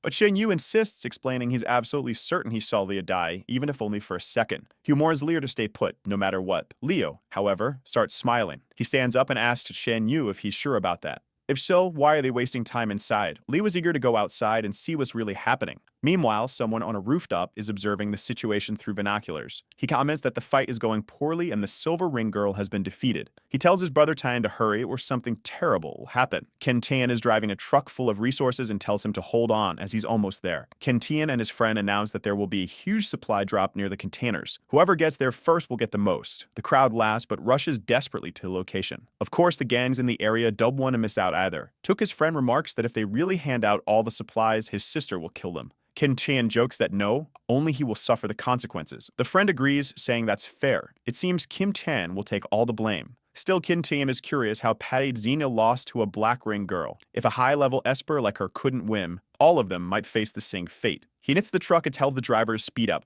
At this point, he needs to see what's happening. Back in the fight, CMI says the most beautiful moment in someone's life is the moment just. That's because it's the only second when everything is truly fair, even the strongest espers can escape death. She apologizes, saying she forgot that Xenia doesn't even have the strength to speak anymore. But then Xenia calls her name. CMA approaches and asks her to repeat herself. Paid Xenia asks what her name is, her vision blurring. Cruelly, CMI replies that it doesn't matter since she's about to die anyway. In the void, someone calls Ying's name. She immediately recognizes it as her father's voice. Pieces of light align as she wonders where her father is. The scene changes to a house in the middle of nowhere. Xenia is lying in bed and begins to wake up. She sees a ceiling of the dragon carved into it and slowly gets up. Her body aches and she notices bandages nearby. She realizes she hasn't died yet. She survived again. She gets out of bed and walks to a desk. She picks up some red sticks and observes them. That's when she hears someone asking Zima if he fertilized the vegetables today. The person also asks why he isn't working, to which he replies he was waiting for her wake up. He says he's sure she would have been scared if she woken up to find no one around.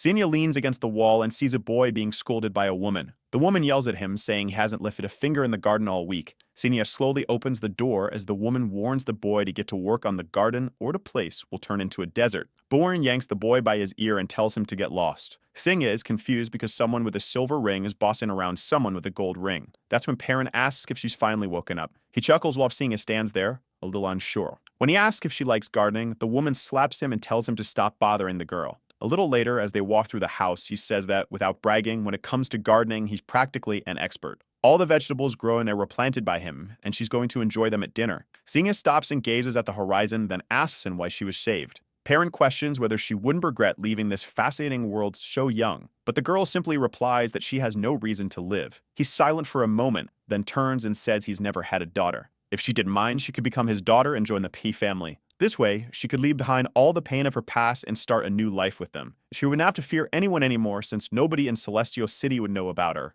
Besides, apart from gardening, his second greatest talent in life is keeping secrets. Xenia asks if he isn't afraid that she might cause problems. But he crouches down and says that if he were worried about that, you wouldn't have brought her here. She then asks what he wants her to do. Perrin questions why he would expect anything from her. What if a task would help her feel better in this place? He says he'd like her to protect a child like her with unlimited potential. Later in the garden, Perrin tells her to wear a hat because the sun is scorching today. She's harvesting tomatoes and green peppers, her least favorite vegetables. But when she glances to the side, she finds a dead bird. She picks it up and looks at it, realizing the creature is in pain. She tells it not to worry, it will all be over soon. Suddenly, Perrin appears and tells her to let it handle it. She hands him the bird and asks what he's going to do. To her surprise, he sets it on fire. She asks if he's the one who kills death, to which he replies, of course not. Confused, she wonders what he's trying to do. Perrin starts talking about the elements espers can control. He explains that in Celestial City there are countless espers with high-level magic. Yunana asks if she knows why only a select few achieve a special grade. The bird suddenly flies away, and he says he believes the secret lies in mastering both sides of one's power. Xenia wonders what kind of resurrection flame this is. Seeing the bird fly, she asks why his flames don't burn, but instead heal. He clarifies that heal is an exaggeration. It's more like giving a small boost. He begins condensing a lot of fire, explaining that those who see flames as a destructive force will naturally use them as weapons to kill. But he sees fire differently. Where there is death, there is also life. He creates a flaming tree and says it's essential to embrace the life-burning aspect of fire. Maybe something like this could save her in difficult times. He points at her, explaining that the true potential in Esper lies deep within their heart, saying he aims at the heart of fire. Perrin approves, saying he likes the name and that it will officially be called that from now on. Watching the bird fly away, Senia says, it's just like her. Both have been given a second chance at life. She stands up and says she wants to learn it. Perrin agrees, saying it's time to see what she's capable of. They head to a room, which he declares will now be her training ground. He then walks to a small back room and orders G-Man to leave and stop watching soap operas. Xenia greets G-Man, who just stares at her. Later, Xenia is sweating, trying to imagine the heart of fire. A small flame appears and Perrin praises her, but it quickly explodes, sending her flying into a wall and leaving her smoking. Perrin tells her, that's how you do it. Day by day, Xenia keeps practicing. Even while suffering, she asks to keep going and Perrin comments on her determination. Amid the explosions, he explains that fire isn't her natural element. This means she'll have to train much harder than others to catch up. Time passes, and G-Man observes the constant explosions from outside. The entire training room is now destroyed. Perrin remarks that her body is getting used to the burns. G-Man starts rooting for Xenia. Passing by her, Perrin asks G-Man to deliver a snack when the time comes. A few days later, Perrin is watching soap operas when Xenia pulls him away, saying it's time to train. The poor girl stumbles out of the training room, charred. She drapes a blanket over G-Man, who praises her hard work. Xenia crouches and thanks G-Man for her support. Later, Xenia mentions that the heart of fire is really working because she doesn't feel any pain anymore. Perrin praises her but advises her to take it a bit slower. Even if Xenia never mastered the heart of fire, she had already become an incredible Esper. But Xenia seemed discouraged. She wanted to learn this ability, but only special tier Espers seemed to be able to achieve it. Xenia wasn't even close to understanding the mysteries of it all. Even so, she said it was too soon to give up. Perrin agreed and said they'd keep going at the same pace. Time passed. She trained during the day and ran at night. Seriously, when does this girl sleep? When it was time to work in the garden, she did everything at once to be as efficient as possible and return to training. Even in the bath, she kept practicing. Before bed, she practiced too, which wasn't a great idea because she set the bed sheets on fire and had to run out of the room. The training room was completely destroyed and they had stockpiled a bunch of fire extinguishers. Once again, Xenia collapsed to the floor, but she got back up saying, let's keep going. She kept getting back up over and over again, insisting on continuing, again and again, until it became redundant to say she continued. At this point, she must be 200 years old with how long she's been training. One day, a match is struck and Perrin says to be careful with the candle. The little girl had turned 10 years old. I thought she was about to retire after all those again and again moments, but apparently, it had only been a year since she arrived at the house. They released confetti and congratulated her. Perrin handed her a box saying it was her present. He explained that it was a replica of something she'd been carrying that had broken. This one, however, had been crafted by the best blacksmith in the entire city. He asked if she liked it.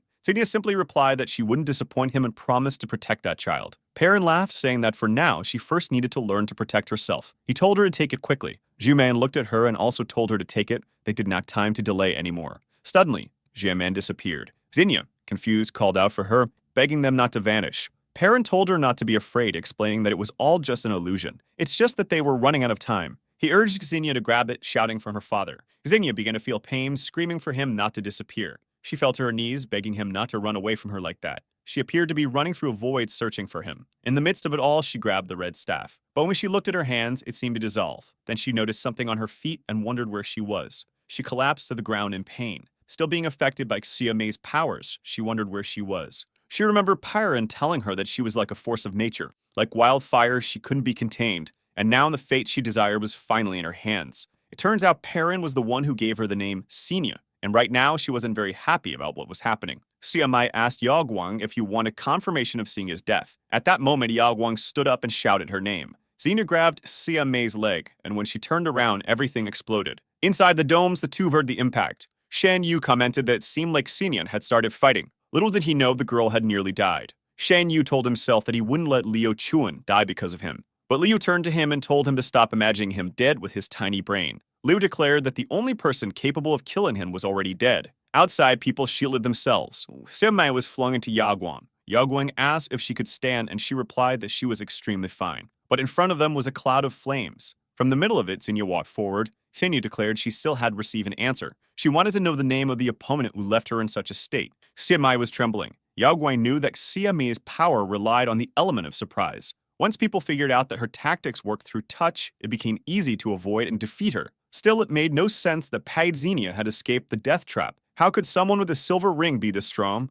Perhaps this had something to do with why the 8 families wanted her dead. Xiaomei told Yao Guang to let her go, but he argued she wouldn't make it. Even so, she freed herself and approached the flames, turning back to smile at him. Yao Guang told her to go. Xiaomei turned to Xenia, saying she realized Xenia wouldn't find peace until she had an answer. She told her to remember the name Siamai. Xenia chuckled, commenting that it was a pretty ordinary name for someone so strange. Siamai laughed, agreeing it was true. But as she grabbed her arm, she started noticing. Every part of her body felt like it was about to break. Yet strangely, she felt happy.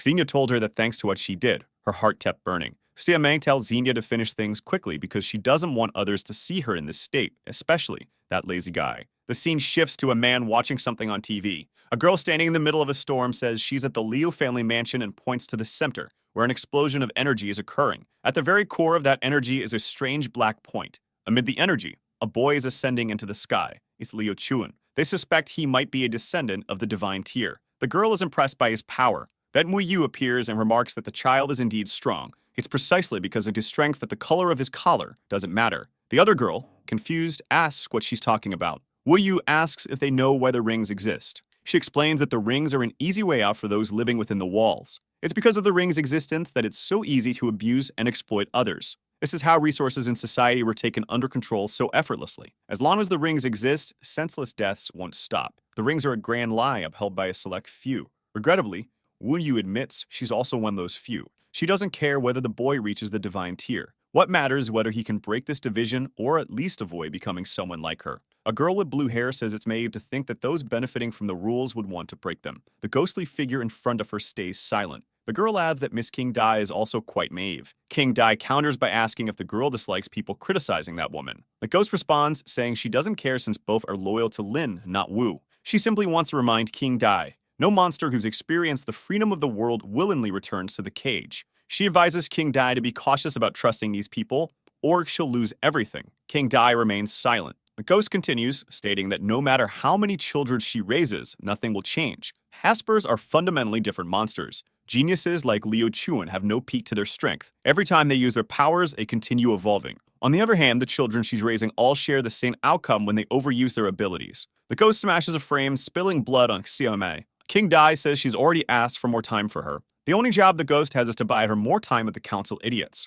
Suddenly, King Dai puts her hand on her head and apologizes for losing her composure. The ghost remarks that she's acting very unusual today. Looking back, he asks if perhaps she's finally found someone special. Back in the fight, the butterflies burn and fall to the ground, turning into blood. But Siamai insists it's not over. Above, Squirt tells the leader they need to help Siamai because she looks like she won't stop. But the leader calls him an idiot. Squirt starts crying, but the leader asks how many times he'll try to save her before realizing she doesn't want anyone's help. Yo Guan places a hand on his face, admitting that now he understands. Hexamai has no intention of coming back. The entire area is filled with pink nature. Senior comments that it's truly a beautiful sight, but it's impossible for her to lose to the same person twice. Flames spread through the flowers, burning everything. Meanwhile, people from the city are arriving at the port. The guy in the beanie tells everyone to follow him. He'll lead them to the supplies. The little girl looks up the sky and reaches for one of the butterflies. Back in the dome, Senia wonders what disaster is unfolding. A huge bear has punched her. Squirt asks how she's doing, and Yo Guang notes that at least she's still alive. Yo Guang apologizes for pushing her too hard and asks if she's hurt.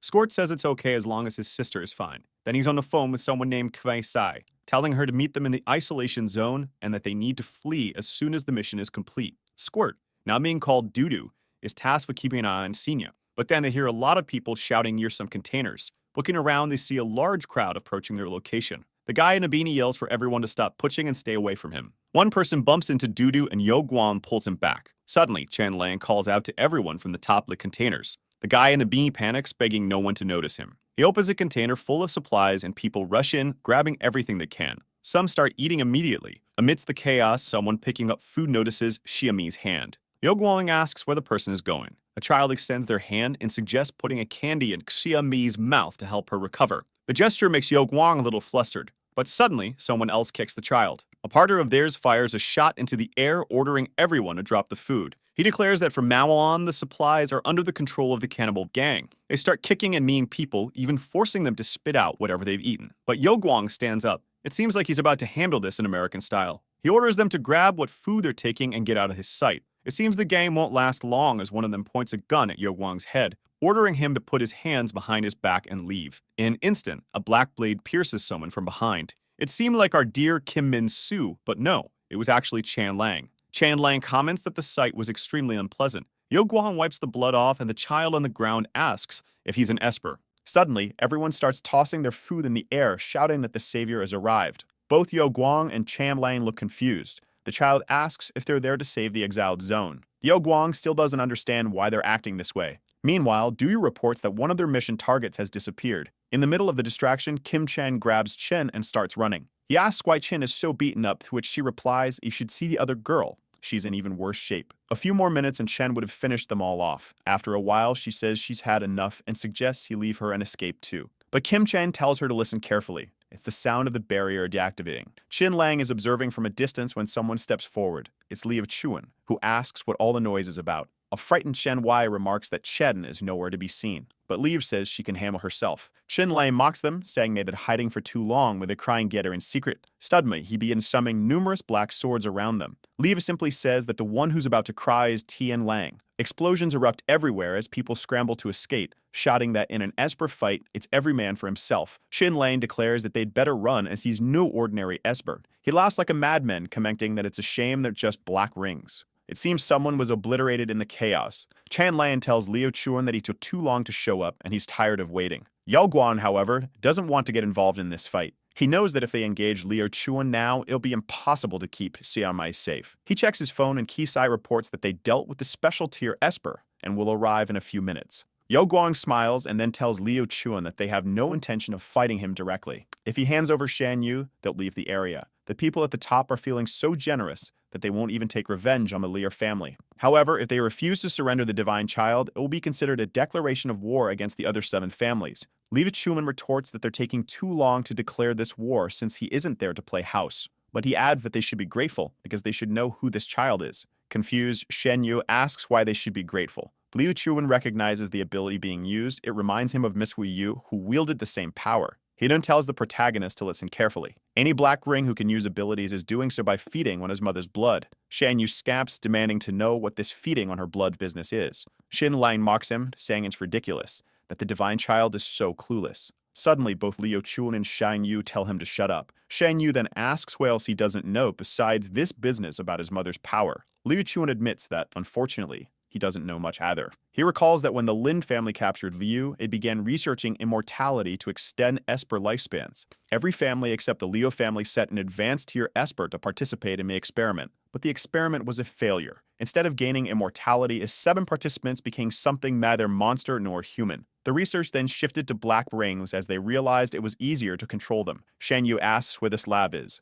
Liu explains that it's like trying to find a ghost. They have no idea where it is even today. The narrative notes that the Liu family has consistently ranked 3rd among the families. 2 generations have passed with many changes, but they'd never moved from that position. Still, Shang Yu is confused. Even with the support of the 3rd strongest family, they have no idea where his mother is. Regarding power, the leaders of Celestial City also carry secrets. This means Liu Chuan, Shen, and everyone else are now enemies of Celestial City. Shang Yu recalls Alvin's death and the moment he was strangled. He remembers his mother in her cell and clutches his fists. But then he calms himself. Liu Chuan tells him not to let his determination waver. If they set these people here, it's because they fear what Shang Yu is capable of. It doesn't matter who controls the world, it will be their generation that breaks it. Shang Yu says he's tired of trying to understand it all. In the end, knowing or not knowing doesn't matter. What he remembers is that he's always dreamed of her. He's certain she's waiting for him, and no matter what happens, he's determined to get out of there. Liu smiles and says Shang Yu is still far from reaching that point. However, if he's truly determined, it's only a matter of time before he makes it happen. For now, the best option is to capture those bastards up ahead and force them to talk since they know about the lab. Suddenly, Warren notices a bird flying overhead.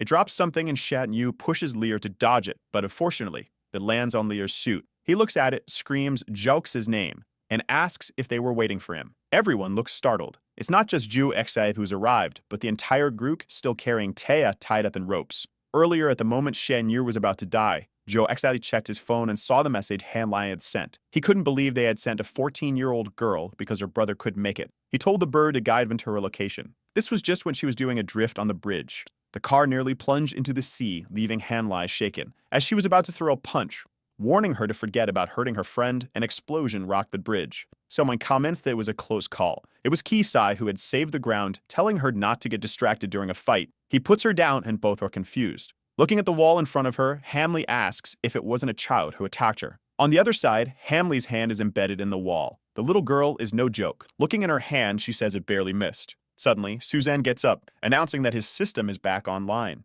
Hanley approaches and asks if he's okay. He replies by saying her full name, and she notes that people only call her that when she's about to get scolded. Slowly, he stands up and spreads energy across the bridge, warning her to watch her step as something is approaching. Tia asks what Kai-sai is doing. The two team up to finish off the little girl, but Kai-sai retorts that if he had been a minute late, she'd already be dead. His priority is getting out alive. Raising the entire bridge, he sends parts of it flying away. Suzanne advises her to grab onto the railing as if that would help much. He sends tentacle-like projections to grab the car on the other side of the bridge. Part of the bridge collapses into the seat, but they remain on top. Holly comments that they're trapped in the middle of everything. Suzanne analyzes the situation and announces that the bridge will collapse in 1 minute. He calculates the distance and warns that if he gets close to that woman, he'll lose control of the system. He decides to throw the little girl across since the woman doesn't seem like a threat to her, but he cautions that there's only one chance. He activates his thrusters and tells her to get ready. However, she overdoes it, accidentally pinning him to the ground. Confused, he asks what she's doing, and she apologizes, saying she activated her power. The bridge begins to collapse.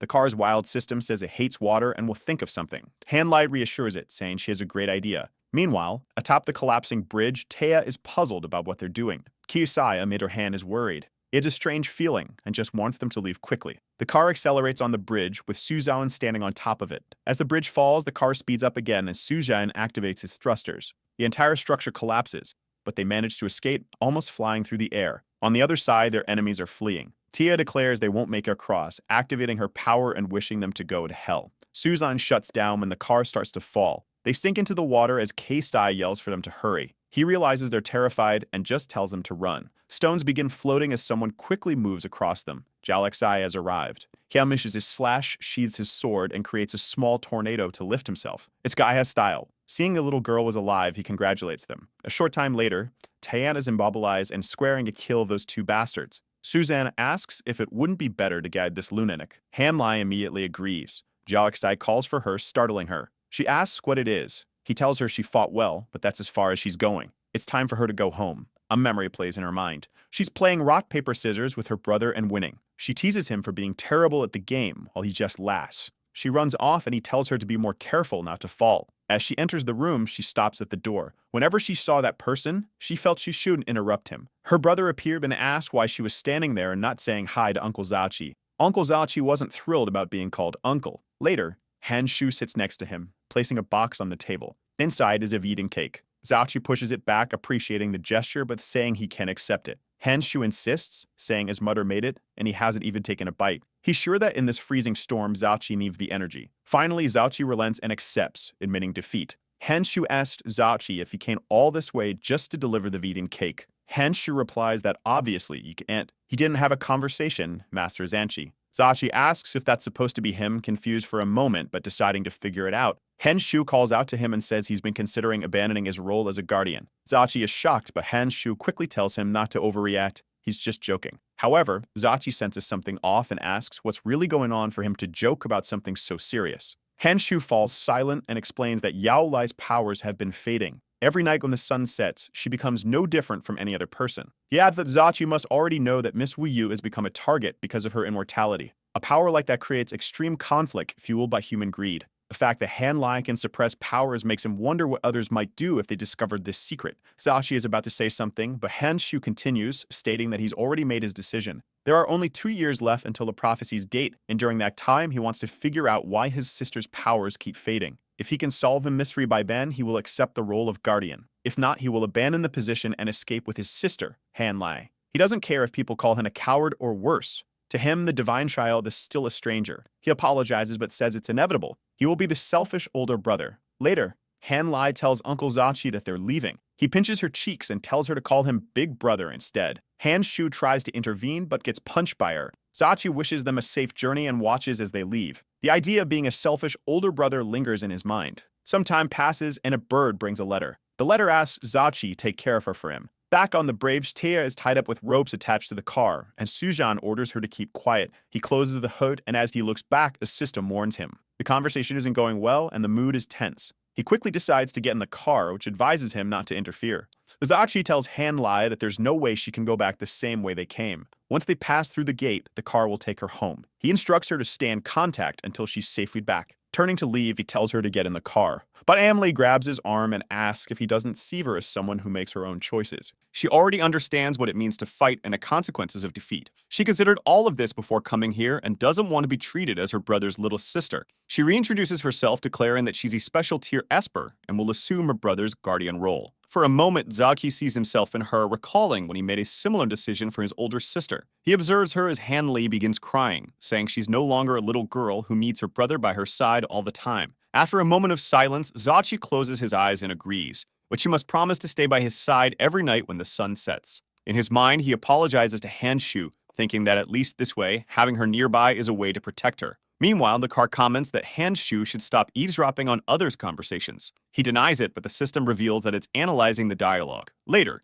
everyone gets into the car. Suzhen activates autopilot, but the car deactivates it, claiming it's not equipped to handle driving after nearly drowning them. Hanlai reassures them, saying it's okay because her big brother is here to save the day. She looks at Xiaoqi, saying they're counting on him. But the poor monk knows nothing about technology and definitely can't drive. Suzhen is forced to take the wheel, downloading an online manual on how to drive. Hanley jokes that she figured Chu would know how to pilot, while the poor monk is dismayed at being called uncle. They accelerate and the scene shifts to a mansion. A man with green hair complains that these hybrids are too weak. They spent so much money to produce this garbage. Another man, lounging in a bathtub, advises him to be more patient. Distorted, corrupted, and consumed, he remarks that the scene the patriarch is waiting for hasn't happened yet. The green-haired man suspects he knows something and demands an explanation. The twisted man says it was the patriarch himself who handpicked these 6 individuals. He's confident the eldest brother never makes uncertain choices. There must be something special about these kids, like a hidden ability or connection. But the green-haired man, frustrated, breaks what he's holding, angry that the patriarch never tells him anything. To make matters worse, the control of the lad has been given to someone outside the family.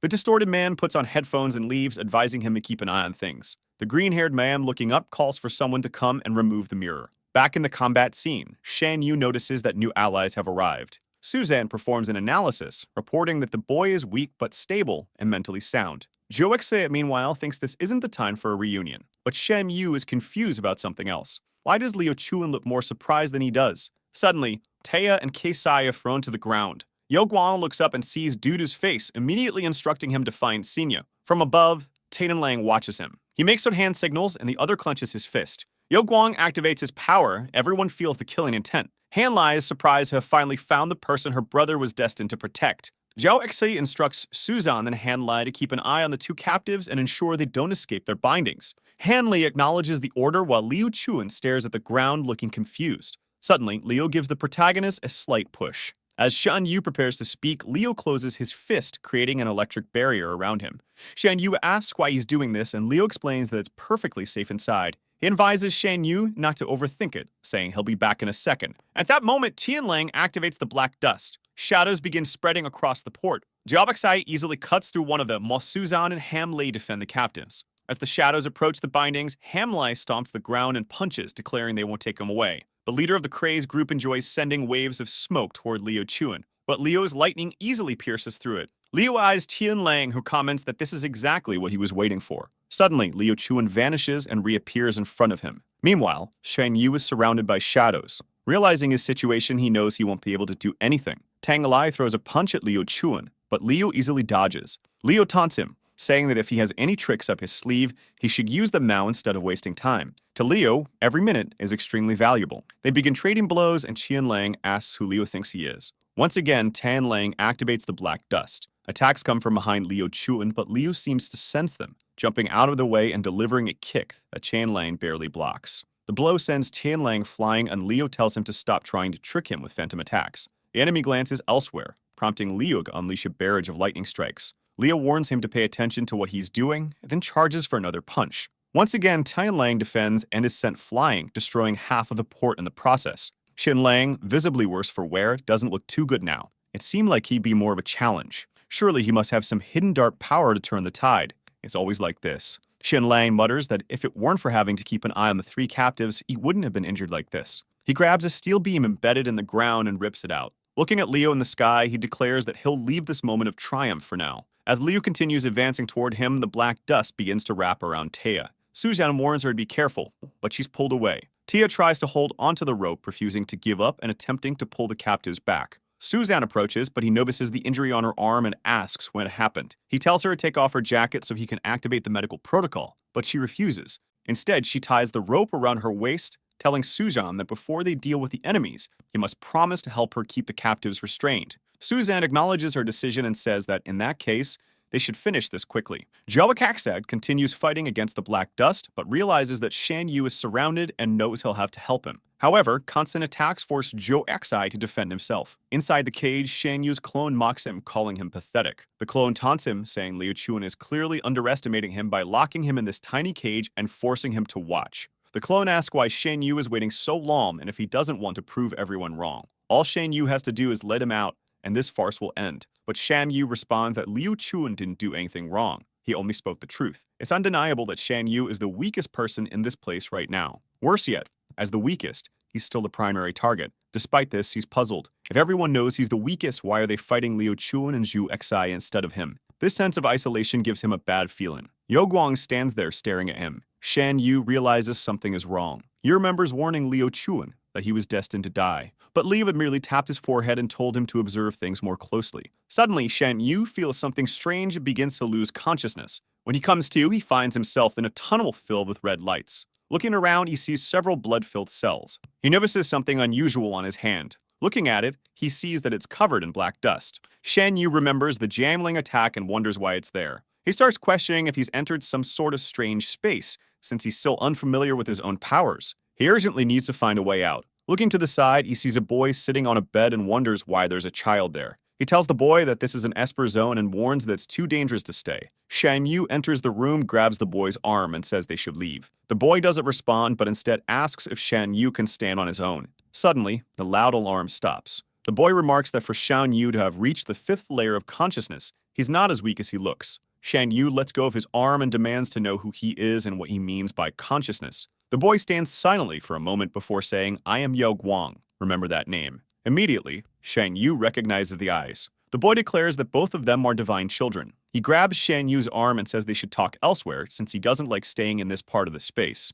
When Shan Yu is about to ask what's going on, the surroundings shift into a digital-like world. The entire space transforms and suddenly they're in a room. Looking around, Shan Yu quickly recognizes it as the room he shared with Alvin. Yo Guang sits on the sofa and comments that apparently this storage space is the safe zone within Shan Yu's consciousness. It's not much different from what he likes, a sort of box to store toys. Strangely, Shan Yu warns him to get up and not sit on the sofa, or at least, not to touch it. They sit in silence until a blue energy wave passes through Shan Yu. He hears a gunshot and wonders what's happening. Yo Guang apologizes, saying he didn't mean to trigger any bad memories. He suggests they go somewhere else. But suddenly, Shan Yu grabs his arm and demands to know what he's doing with those eyes. The boy looks confused, but Shan Yu accuses him of lying. Clearly, he's trying to buy time and trap Shan Yu in this place. Shan Yu insists that this isn't Yo Guang's consciousness and neither is it his own. Confused, Yo Guang asks why he would trap him here. Shan Yu states that he knows he's the only one who can see through illusions. Yo Guang's expression changes and Shan Yu declares that even if he doesn't fully understand his own powers, he'll rely on his other senses if he can't trust his eyes. Shan Yu hears gunshots, feels a metallic sensation in his hand, and catches the scent of blood. He tells Yo Guang that as an enemy, it wouldn't be unusual for him to have studied Shan Yu's past and created this place based on his memories. But to Shan Yu, it's a low blow. The boy acknowledges Shan Yu's insight, asking when he made the mistake that exposed him. Shan Yu changes his expression, looks at Yo Guang, and turns away. He says that the safe place he once cherished disappeared a long time ago. He adds that all Yo Guang needs to do now is tell the truth to Liu Chuan and the others. Back to the fight. Liu Chuan is charging toward Tian Lang, but notices something happening in the cage. Shan Yu, who appeared to be asleep, seems to awaken. He mutters that what the eyes see isn't reality. Taking a step out of the cage, he's surrounded by black dust. He declares that none of it is real as everyone shouts for him. Nearby, Senya is healing. Qin Shan is impressed by the fire that heals. Senya looks at him and sarcastically asks how long he's going to keep moaning. She explains that healing takes forever since she's not made of steel. Qin Shan stands up and says that staying here makes them vulnerable to being found. He suggests taking her out of the battlefield so she can heal in peace. He offers his hand, but she refuses, saying she's not going anywhere. She insists that someone will eventually come to check on her, and at least she can distract them. She tells Qin Shan to leave and not interfere with her healing. Realizing she doesn't want to involve him, Qin Shan hesitates. Suddenly, they both sense someone approaching. Qin Shan starts taking off his jacket and Senya asks what he's doing. He replies that she should stop trying to act tough on her own. At that moment, Dudu appears, saying he's finally found them. Qin Shan looks confused and Xenia teases that she'll leave him to deal with the kid. Back in the fight, when Shan Yu steps out of the cage, he notices the entire port is colorful. Containers are floating as if in another world. Looking up, he sees his friend suspended in the sky, staring at him. In that instant, Shang-Yi realizes this is nothing but a dream. A voice remarks that noticing it's a dream so quickly is quite clever. It's his clone, who asks if he's not afraid to see the world being destroyed right before his eyes. Shang-Yi responds that if it's just a dream, there's nothing to fear. He guesses that the clone's power is to create dreams to manipulate people. But if it doesn't work on someone, they're beyond its reach. Shan Yu is sure there must be a limit to the number of people the clone can affect within this dream world. And that's why, within the primary dream world, he created a second layer to pull Shang Yu further down. Shan Yu questions if he's correct about this. Then Yo Guam appears from within the club saying that Shan Yu isn't entirely right. After all, he never intended to track them in this dream for long. He only needed to buy some time for his allies. Still, Yo Guan admits he's impressed by Shang Yu's attentiveness, especially since he's only had his powers for 2 days. Shang Yu responds that this has nothing to do with powers. Even if he weren't an Esper, he would easily seen through all of this. The enemy asks how Shang Yu could have done that. Shang Yu replies that he would have left the cage from the beginning so as not to be a burden on those helping him. Yo Guang remarks that Shan Yu is being overly arrogant. He then declares that the dream world is coming to an end. It's a pity that the only conversations they've had were in this dream world, but he's eager to speak in reality. It's time to return to the real confrontation. Suddenly, everyone starts experiencing severe headaches. Shan Lang comments that it feels like his head is being pierced by metal. One of his allies tells him not to get so angry as he's busy checking on Xiao Mei and asking if she's dead. Yo Guan looks at her and demands she return his weapon. Calmly, she hands it over, saying she was just joking. It wasn't anything serious.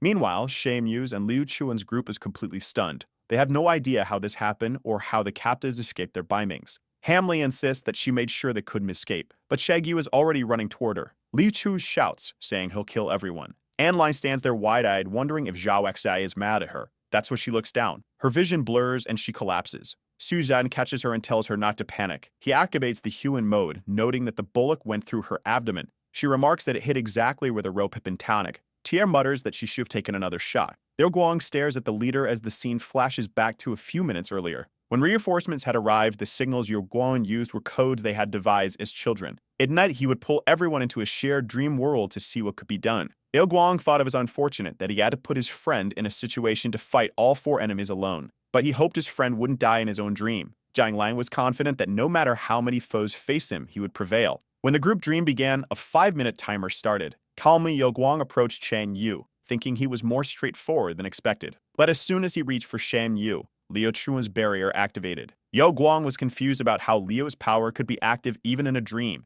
Then he noticed Shan Yu move in his hand. Ear for someone who could manipulate the dream world, dealing with this duo would be tough. Yo Guang freed his allies from the bindings and ordered them to stand up. He glanced at Suzan and thought this might be the solution. He told his allies they had some problems in this dream world and advised them to keep their distance. It didn't seem like he would let them escape for free, but Yo Guan insisted. That's when she grabbed the weapon, saying she'd leave him a parting gift before escaping. At that moment, Shame Yu heard the sound of a gunshot and pulled Yo Guan into his consciousness. Back in the present, a sketching guy says he's ready. Someone responds that it's time to begin. The markings on the ground glow red as everyone in the group prepares. Zhao Xia runs to Han Wei, reassuring her that she'll recover. He asks Suzanne about her condition. Suzanne explains that after this treatment, her life is no longer at risk. The only remaining issue is that he'll need to treat her shoulder too. Hamline starts calling out to someone trying to say something. Shan Yu approaches and asks if they're okay. Hamley admits that she made a serious mistake. Suddenly, black dust wraps around Shan Yu. Everyone panics as Shuzan's system warns that Shan Yu is in critical danger. The energy seems to form into a cocoon. Meanwhile, Qin Tian appears to be taking a beating. He spits a tooth into his hand and punches the stuffed bear, Dudu, in the face, demanding to know how the cursed bear dared to knock out his tooth. Thingya tells him to stop and points to the boy ahead of them. Qin Tian notices that Dudu is heavily injured. The boy's ability seems to be empowered love, allowing him to take damage on behalf of others. Qin Tian is confused because he didn't actually punch anyone. As the stuffed bear scares of him, Qin Tian grows more baffled. He comments that there's clearly some connection between the cursed bear and the boy. Xenia, meanwhile, is more confused as to why Qin Tian even punched the bear repeatedly. The boy took the damage but showed no sign of feeling pain. Standing up, Qin Tian asks for the boy's name. But as he remembers when he asked Xia Mai her name, he starts trembling. Singya tells Kim Tae-in to relax, saying she doesn't attack everyone just for knowing their name. Dudu introduces himself, and when she asks for his last name, he says he doesn't have one. Singya threatens him, reminding him how badly Xia might beat him, and warns him to leave before the same happens to him. But Dudu grabs his teddy bear and declares that his brother Yewon told him she has to die, so he has to complete the mission. Seun Chaein tells the kid he's too young to mess with them, but Dudu insists he's not leaving. City observes and remarks that if she's not mistaken, using his powers is like pouring hot water into a plastic cup.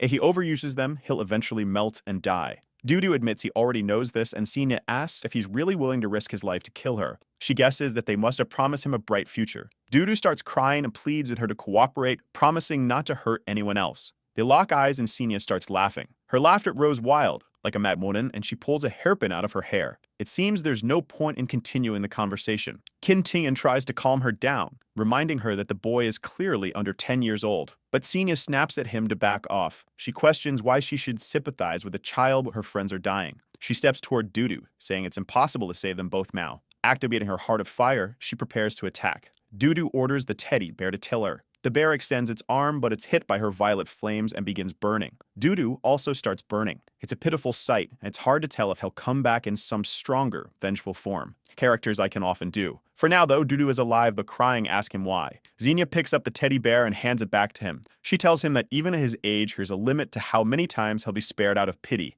Then, she orders him to leave. Standing up, she tells Kim Tae-in to take care of the child while she deals with the others. She warns that as long as the doll is injured, the boy won't regret his actions. Kim Tae-in watches shyly as Xenia runs toward the group, yelling to Shan Yu that she's on her way. In the fight, everyone is surrounded by black dust. Sujian is forced to deactivate healing mode. Liu Chun is running, being chased by the energy. He fires a lightning attack calling Jelix's name. Jelixi is surrounded, but when Liu calls for him, he activates a green magic that summons a sword. Liu slices to part of the energy and declares they need to save Shan Yu. Shan Yu is being pulled by the energy, struggling to free himself. Once again, Liu Chuan steps in to save the day, or not entirely, as Shan Yu is still falling. Leo catches him midair with style, gently placing him on the ground. Shan Yu is amazed that Leo managed to block all of that on his own. Leo tells Shan Yu to stop causing trouble, and Shan Yu apologizes. Leo warns him to stay focused if the danger isn't over yet. Suddenly, Leo's expression changes and he pushes Shan Yu aside. Leo is struck. A blade pierces him. He looks at Shan Yu in shock as the sword falls to the ground.